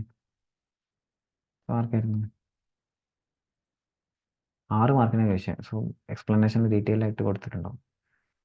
നെഗറ്റീവ് ലിസ്റ്റ് ഓരോ കേസസ് ഞാനിവിടെ എക്സ്പ്ലെയിൻ ചെയ്തിട്ടുണ്ട്. Negative list of duty drawback കിട്ടാത്ത സാഹചര്യങ്ങൾ ഏതൊക്കെയാണെന്നുള്ളത്. Okay, market price less than duty drawback ആണെന്നുണ്ടെങ്കിൽ customs means customs duty pay ചെയ്തിട്ടില്ല. If no customs is paid on the input ആണെങ്കിൽ then central government is of opinion specified description is claimed smuggle ചെയ്യാൻ chance ഉണ്ട്. Then so ബാക്കിയുള്ള cases ഒക്കെ ഇതിൻ്റെ എല്ലാ കേസസും എഴുതണമെന്നില്ല. 6 മാർക്ക് അല്ലേ, സോ 6 to 7 പോയിന്റ് എഴുതിയാൽ മതിയോ? ഓക്കെ, സോ ഇതിലേതെങ്കിലും 6 to 7 പോയിന്റ് നിങ്ങൾ എഴുതി കൊടുക്കണം. ദെൻ ഏതെങ്കിലും 6 വീണ്ടും വീണ്ടും വായിക്കണം, അങ്ങനെ വായിച്ചു പോയിട്ട് കാര്യമില്ല, വീണ്ടും വീണ്ടും തന്നെ കാര്യം പറയാം. Okay, so 6 mark. അടുത്ത ക്വസ്റ്റ്യൻ സെയിം ആസ് കസ്റ്റംസിലെ നമ്മളെ വാല്യൂഷൻ്റെ ക്വസ്റ്റ്യൻ തന്നെ റിപ്പീറ്റ് ചെയ്ത് വന്ന പോലെ ഉണ്ട്. പക്ഷേ അവിടെ ഒരു എക്സ്ട്രാ ഉള്ള പറയുന്നത് ഇൻട്രസ്റ്റിൻ്റെ കാൽക്കുലേഷൻ ആണ്, വേറെ ഒന്നും അവിടെ എക്സ്ട്രാ ഇല്ല. നോക്കാം എന്താണ്. LMN imported certain goods on 12th ഡിസംബറിനാണ് ഇമ്പോർട്ട് ചെയ്തത്. വെയർ ഹൗസിങ്ങിനാണ് പോയത് 17th ഡിസംബറിന്. ഓക്കെ, സോ അവിടെ ക്ലിയറിംഗ് ഹോം കൺസംഷന് പോയിട്ടില്ല, വെയർ ഹൗസിംഗ് ആണ്. And bill of entry submit ചെയ്ത് ആ ഡേറ്റ് തന്നെ 65 റുപ്പീസ് ആയിരുന്നു എന്നത്തെ exchange rate. Rate of duty 20% ആണ്. ദെൻ വെയർ ഹൗസിൽ ഗുഡ്സ് ക്ലിയർ ചെയ്യുന്നത് 7th ഏപ്രിലാണ്. ദാറ്റ് മീൻസ് 17th ഡിസംബറിന് വെയർ ഹൗസ് ചെയ്തിട്ട് 7th ഏപ്രിലാണ് ഇതിനെ ക്ലിയർ ചെയ്യുന്നത്. അന്നത്തെ എക്സ്ചേഞ്ച് റേറ്റ് എന്ന് പറഞ്ഞാൽ 68 ആയിരുന്നു. ദെൻ 12% ആയിരുന്നു അന്നത്തെ basic customs duty. Then FOB value തന്നിട്ടുണ്ട് 12,000 USD എന്ന് തന്നിട്ടുണ്ട്. വേറെ ഇൻക്ലൂഷൻസോ അങ്ങനത്തെ കാര്യങ്ങളൊന്നുമില്ല, ജസ്റ്റ് FOB വാല്യൂ മാത്രമേ ഉള്ളൂ. ദെൻ IGST 12%, SWS 10% പറയുന്നുണ്ട്. ടോട്ടൽ കസ്റ്റംസ് ഡ്യൂട്ടി എത്രയൊക്കെയാണെന്നാണ് ചോദിച്ചത്. ഇവിടെ നോക്കണം, ഇവിടെ ശ്രദ്ധിക്കേണ്ട ഒരു കാര്യം എക്സ്ചേഞ്ച് റേറ്റ് ചെയ്തെടുക്കുന്നുള്ളതാണ്. ലെഫ്റ്റ് ആൻഡ് റൈറ്റ് ഒറ്റ കാര്യമുള്ള ബിൽ ഓഫ് എൻട്രിയുടെ ഡേറ്റ് ആണ് എന്ത്, exchange rate. So bill of entry submit ചെയ്തത് 17th ഡിസംബർ ആണ്. അന്നത്തെ എക്സ്ചേഞ്ച് റേറ്റ് എത്രയാണ്? 65. അടുത്ത സംശയം എന്താണെന്ന് വെച്ച് കഴിഞ്ഞാൽ ഇവിടുത്തെ റേറ്റ് ഓഫ് ഡ്യൂട്ടി എന്താണെന്നുള്ളത്. That means duty rate 17th ഡിസംബറത്തെ ആണോ അല്ലെങ്കിൽ 7th ഏപ്രിലത്താണ് എടുക്കേണ്ടത്? വെയർ ഹൗസ് ചെയ്ത് എന്നാണ് ക്ലിയറിംഗ് ഫോർ ഹോം കൺസംഷൻ്റെ നമ്മൾ റേറ്റ് ഓഫ് ഡ്യൂട്ടിയാണ് എടുക്കേണ്ടത്. സോ 12% ആണ് ഇവിടുത്തെ basic customs duty. Okay, so rate of എക്സ്ചേഞ്ചും കിട്ടി ആൻഡ് ബേസിക് കസ്റ്റംസ് ഡ്യൂട്ടിയുടെ റേറ്റും കിട്ടി. ദെൻ നമുക്ക് കൺവേർട്ട് ചെയ്തിട്ട് ബാക്കി കണ്ടൂടെ? ദാറ്റ് മീൻസ് 12,000 USD ഞാൻ കൺവേർട്ട് ചെയ്യുന്ന 65 അനുസരിച്ച് ദെൻ 12% അപ്ലൈ ചെയ്യുമ്പോൾ ബേസിക് കസ്റ്റംസ് ഡ്യൂട്ടി, അതിൻ്റെ 10% SWS ഒക്കെ കൂടി കൂട്ടിയിട്ട് അതിൻ്റെ 12% IGST. So total duty payable കണ്ടൂടെ കാണാം. അടുത്ത ക്വസ്റ്റ്യൻ ഇൻട്രസ്റ്റ് പേയബിൾ വരുമോന്നാണ്. ഇൻട്രസ്റ്റ് പേയബിൾ വരും, കാരണം ഇവിടെ വെയർ ഹൗസ് ചെയ്ത് 90 ഡേയ്സ് കഴിഞ്ഞിട്ടാണ് എന്ത് ചെയ്യുന്നത്, ഇവിടെ ക്ലിയർ ചെയ്യുന്നത്. സോ ആ 90 ഡേയ്സ് കഴിഞ്ഞിട്ടുള്ള എക്സ്ട്രാ ഡേയ്സിന് എന്ത് ചെയ്യണം, നമ്മൾ ഇൻട്രസ്റ്റ് കൊടുക്കണം അറ്റ് ദ റേറ്റ് ഓഫ് 15% എന്ന് സെക്ഷൻ ഏത് സെക്ഷനിലാണ്, ഏതോ സെക്ഷൻ ഞാൻ മറന്നു. ഓക്കെ, ഐ തിങ്ക് സെക്ഷൻ 76 ആണെന്ന് തോന്നുന്നു. ഓക്കെ, സെക്ഷൻ 76 അങ്ങനെ പറയുന്നുണ്ട്. സോ ആ സെക്ഷൻ അടക്കം ഞാൻ എന്ത് ചെയ്യണം, ഇവിടെ മെൻഷൻ ചെയ്തിട്ട് നമ്മൾ എക്സ്പ്ലെയിൻ ചെയ്ത് കഴിഞ്ഞാൽ we will get 8 marks. It is very very very very very very simple. ഇങ്ങനത്തെ ക്വസ്റ്റ്യൻ കിട്ടിക്കഴിഞ്ഞാലൊക്കെ ചാറ പറ, ലെഫ്റ്റ് ഹാൻഡ് റൈറ്റ് നോക്കരുത്, നമ്മൾ ചത്തു മരിച്ച് എഴുതണം. Okay, so I explain this. FOB value അതിൻ്റെ 20%. ഫ്രൈറ്റ്, ഓക്കെ, ഞാൻ ഒരു കാര്യം മറന്നു. ഓക്കെ, ഫ്രൈറ്റും ഇൻഷുറൻസ് ഞാൻ പറഞ്ഞില്ല. ഓക്കെ, അതവിടെ എക്സ്പ്ലെയിൻഡ് അല്ല. സോ ഞാനും മറന്നു. ഓക്കെ, അവിടെ FOB വാല്യൂ മാത്രമേ തന്നിട്ടുള്ളൂ. It is customs FOB. So ഫ്രൈറ്റും ഇൻഷുറൻസും ഇറ്റ്സ് നോട്ട്, അതിനെക്കുറിച്ച് മെൻഷനോ ഒന്നും ചെയ്തിട്ടില്ല. മെൻഷൻ ചെയ്തിട്ടില്ലെങ്കിലും ഇറ്റ് ഈസ് നോട്ട് ഡിറ്റർമൈനബിൾ എന്നാണ് ഇതിൻ്റെ അർത്ഥം. സോ അതുകൊണ്ട് അത് രണ്ടും കൺസിഡർ ചെയ്യണം. ഓക്കെ, മൈ ബാഡ്, ഞാൻ മറന്നുപോയി. ഓക്കെ, സോ 12,000 അതിൻ്റെ 20% ഫ്രൈറ്റ്, ദെൻ അതിൻ്റെ 1.125% insurance. So total will get assessable value. Then അതിന് കൺവേർട്ട് ചെയ്യുക, 65 വെച്ചിട്ട് കൺവേർട്ട് ചെയ്ത് 12% basic customs duty, SWS, then IGST കിട്ടി. Okay, so it is manageable. Okay, ഇൻട്രസ്റ്റിൻ്റെ കേസ് പറയുന്നത് ദാറ്റ് മീൻസ് എക്സ്ട്രാ എത്ര ഡേയ്സ് വന്നോ അതാണ് ഇൻട്രസ്റ്റ് വരിക. അവിടെ December 17th എന്ത് ചെയ്യുന്നത്, ബിൽ ഓഫ് എൻട്രി സബ്മിറ്റ് ചെയ്യുന്നത്. അതിൻ്റെ പ്രൊവിഷൻ ആട്ടോ അവിടെ പറയുന്നത് 90 ഡേയ്സിൻ്റെ എക്സ്ട്രാ പ്രൊവിഷൻ കാര്യങ്ങളൊക്കെ അവിടെ എക്സ്പ്ലെയിൻ ആണ്. 15% സെക്ഷൻ 47 പറയുന്നതാണ് 15%. ഓക്കെ, 26 എന്നാണ് പറഞ്ഞത്, sorry. Then clearing for warehouse എത്രയാണ്, 7th ഏപ്രിലാണ്. സോ എത്ര ഡേയ്സ് ആയി, 112 ഡേയ്സ് ആയി. 90 ദിവസം ഇൻട്രസ്റ്റ് ഫ്രീ ആണ്, കുഴപ്പമൊന്നുമില്ല. എക്സ്ട്രാ വന്ന ദിവസം എത്ര, 22 ദിവസം. 22 ദിവസം ഇൻട്രസ്റ്റ് കൊടുക്കണം അത്ര റേറ്റ് ഓഫ് 15%. എത്ര ഡ്യൂട്ടീൻ്റെ മുകളിൽ എത്രയാണ് ഡ്യൂട്ടി വന്നത്, 253,048. അതിൻ്റെ 22/365 ഇൻറ്റു 15%, ദാറ്റ് ഈസ് 2288 ആണ് എന്ത് ടോട്ടൽ ഇൻട്രസ്റ്റ് പേയബിൾ. അച്ഛാ, okay, clear. Okay, okay, so 9 mark question അല്ലായിരുന്നത്, 9 or 8? And it is simple.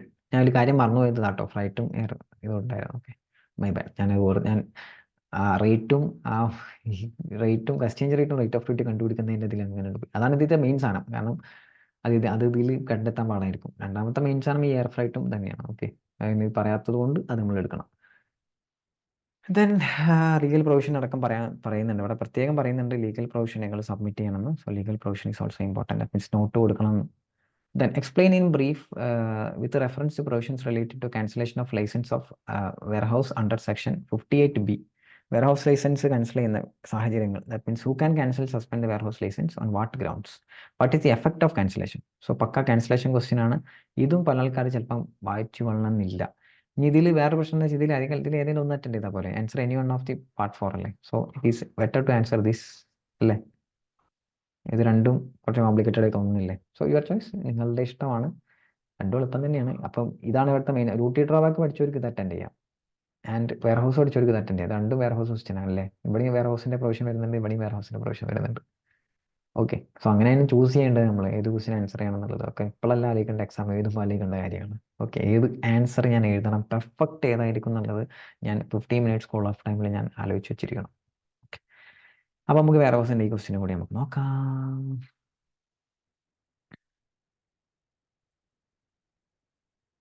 ഇവിടെ ഞാൻ എക്സ്പ്ലെയിൻഡ് ആണ്. ആസ് പെർ സെക്ഷൻ 58B അനുസരിച്ച് ലൈസൻസ് എപ്പോഴാണ് ആരാ കട്ട് ചെയ്യുക, principal commissioner or commission of the customs may cancel the licence. Then അതിൻ്റെ ഇവിടെ എക്സ്പ്ലനേഷൻ സസ്പെൻഡ് ചെയ്യാന്നൊക്കെ പറയുന്നുണ്ട്. ദെൻ വിത്തിൻ 7 days, അതാണ് അതിൻ്റെ മീൻസ് അതിൻ്റെ after effect. Such cancellation is served within എന്താ പറയുക, cancel the goods warehouse ചെയ്തൊക്കെ എന്ത് ചെയ്യണം, shall within 7 days from the date on which expected remove ചെയ്യണം, വെയർ ഹൗസിൽ നിന്ന് റിമൂവ് ചെയ്യണം. കാരണം ക്യാൻസലേഷൻ അല്ലേ, റിമൂവ് ചെയ്യണം. Okay, so that's the case and it is prepared by me. ഞാൻ പ്രിപ്പയർ ചെയ്ത സസ്പെൻസർ. ഇനി വേരിയേഷൻസ് വല്ലതും ഉണ്ടോ ഇല്ല എന്നാണ് തോന്നുന്നത്. കാരണം ഞാൻ ഏകദേശം എല്ലാം നോക്കി, എല്ലാം ക്ലിയർ ആക്കിയിട്ട് തന്നെയാണ് പറഞ്ഞ ഇത് പ്രിപ്പയർ ചെയ്തിട്ടുള്ളത്. ഓൾമോസ്റ്റ് എല്ലാ നോട്ടും കൊടുത്തിട്ടുണ്ട്, എല്ലാം ചെയ്തിട്ടുണ്ട് എന്നല്ല തന്നെയാണ് എൻ്റെ വിശ്വാസം. സോ വി കംപ്ലീറ്റഡ് നമ്മളെ സജസ്റ്റഡ് ആൻസറിൻ്റെ discussion, detailed discussion its over for IDT December 2023-2016 syllabus. So എല്ലാവർക്കും all the best for the result. ഉഷാറാവട്ടെ. സോ പ്രാവശ്യം റിസൾട്ടിൽ അത്യാവശ്യം നല്ല മാർക്കാണ് IDT സ്കോർ ചെയ്യാൻ കുറേ ആൾക്കാർക്ക് പറ്റിയിട്ടുണ്ടെന്ന് തോന്നുന്നു. കാരണം ഒരുപാട് റിവ്യൂസ് ഉണ്ടായിരുന്നു ആഫ്റ്റർ ദി ക്ലാസ്. നമ്മളെ ലൈവ് ഫ്രീ റിവിഷനൊക്കെ ഉണ്ടായിരുന്നു, മാരത്തോൺ റിവിഷനൊക്കെ ഉണ്ടായിരുന്നല്ലോ. സോ ആ റിവിഷനൊക്കെ ശേഷം നല്ല ഓൺ ഡേ റിവിഷൻ ഉണ്ടായിരുന്നില്ല തലേന്നുള്ള, അതിനൊക്കെ ശേഷം നല്ല റിവ്യൂസ് ഉണ്ടായിരുന്നു. അത് എക്സാം കഴിഞ്ഞതിന് ശേഷം എല്ലാവരും പറഞ്ഞു ഹെൽപ്പായി എന്നൊക്കെ പറഞ്ഞ ഒരുപാട് മെസ്സേജസ് ഉണ്ടായിരുന്നു. And that's my happiness. And നിങ്ങളെ ഹെൽപ്പായി, അത് റെഡിയായി, അല്ലെങ്കിൽ അത് ബെനിഫിറ്റ് ചെയ്തു എന്നൊക്കെ പറയുമ്പോൾ it is actually my happiness. Then അതുപോലെ തന്നെ ഇത് കഴിഞ്ഞിട്ട് നിങ്ങളെ ഫീഡ്ബാക്ക് ആൻഡ് കമൻറ്റ്സ് നിങ്ങൾ പറയാം. ആൻഡ് എനി ചേഞ്ചസ്, ഈ പറഞ്ഞ ആൻസേഴ്സിൽ എന്തെങ്കിലും ചേഞ്ചസ് ഉണ്ടെങ്കിൽ you can just comment, and any doubts you can comment or message me. And subscribe ചെയ്യാം.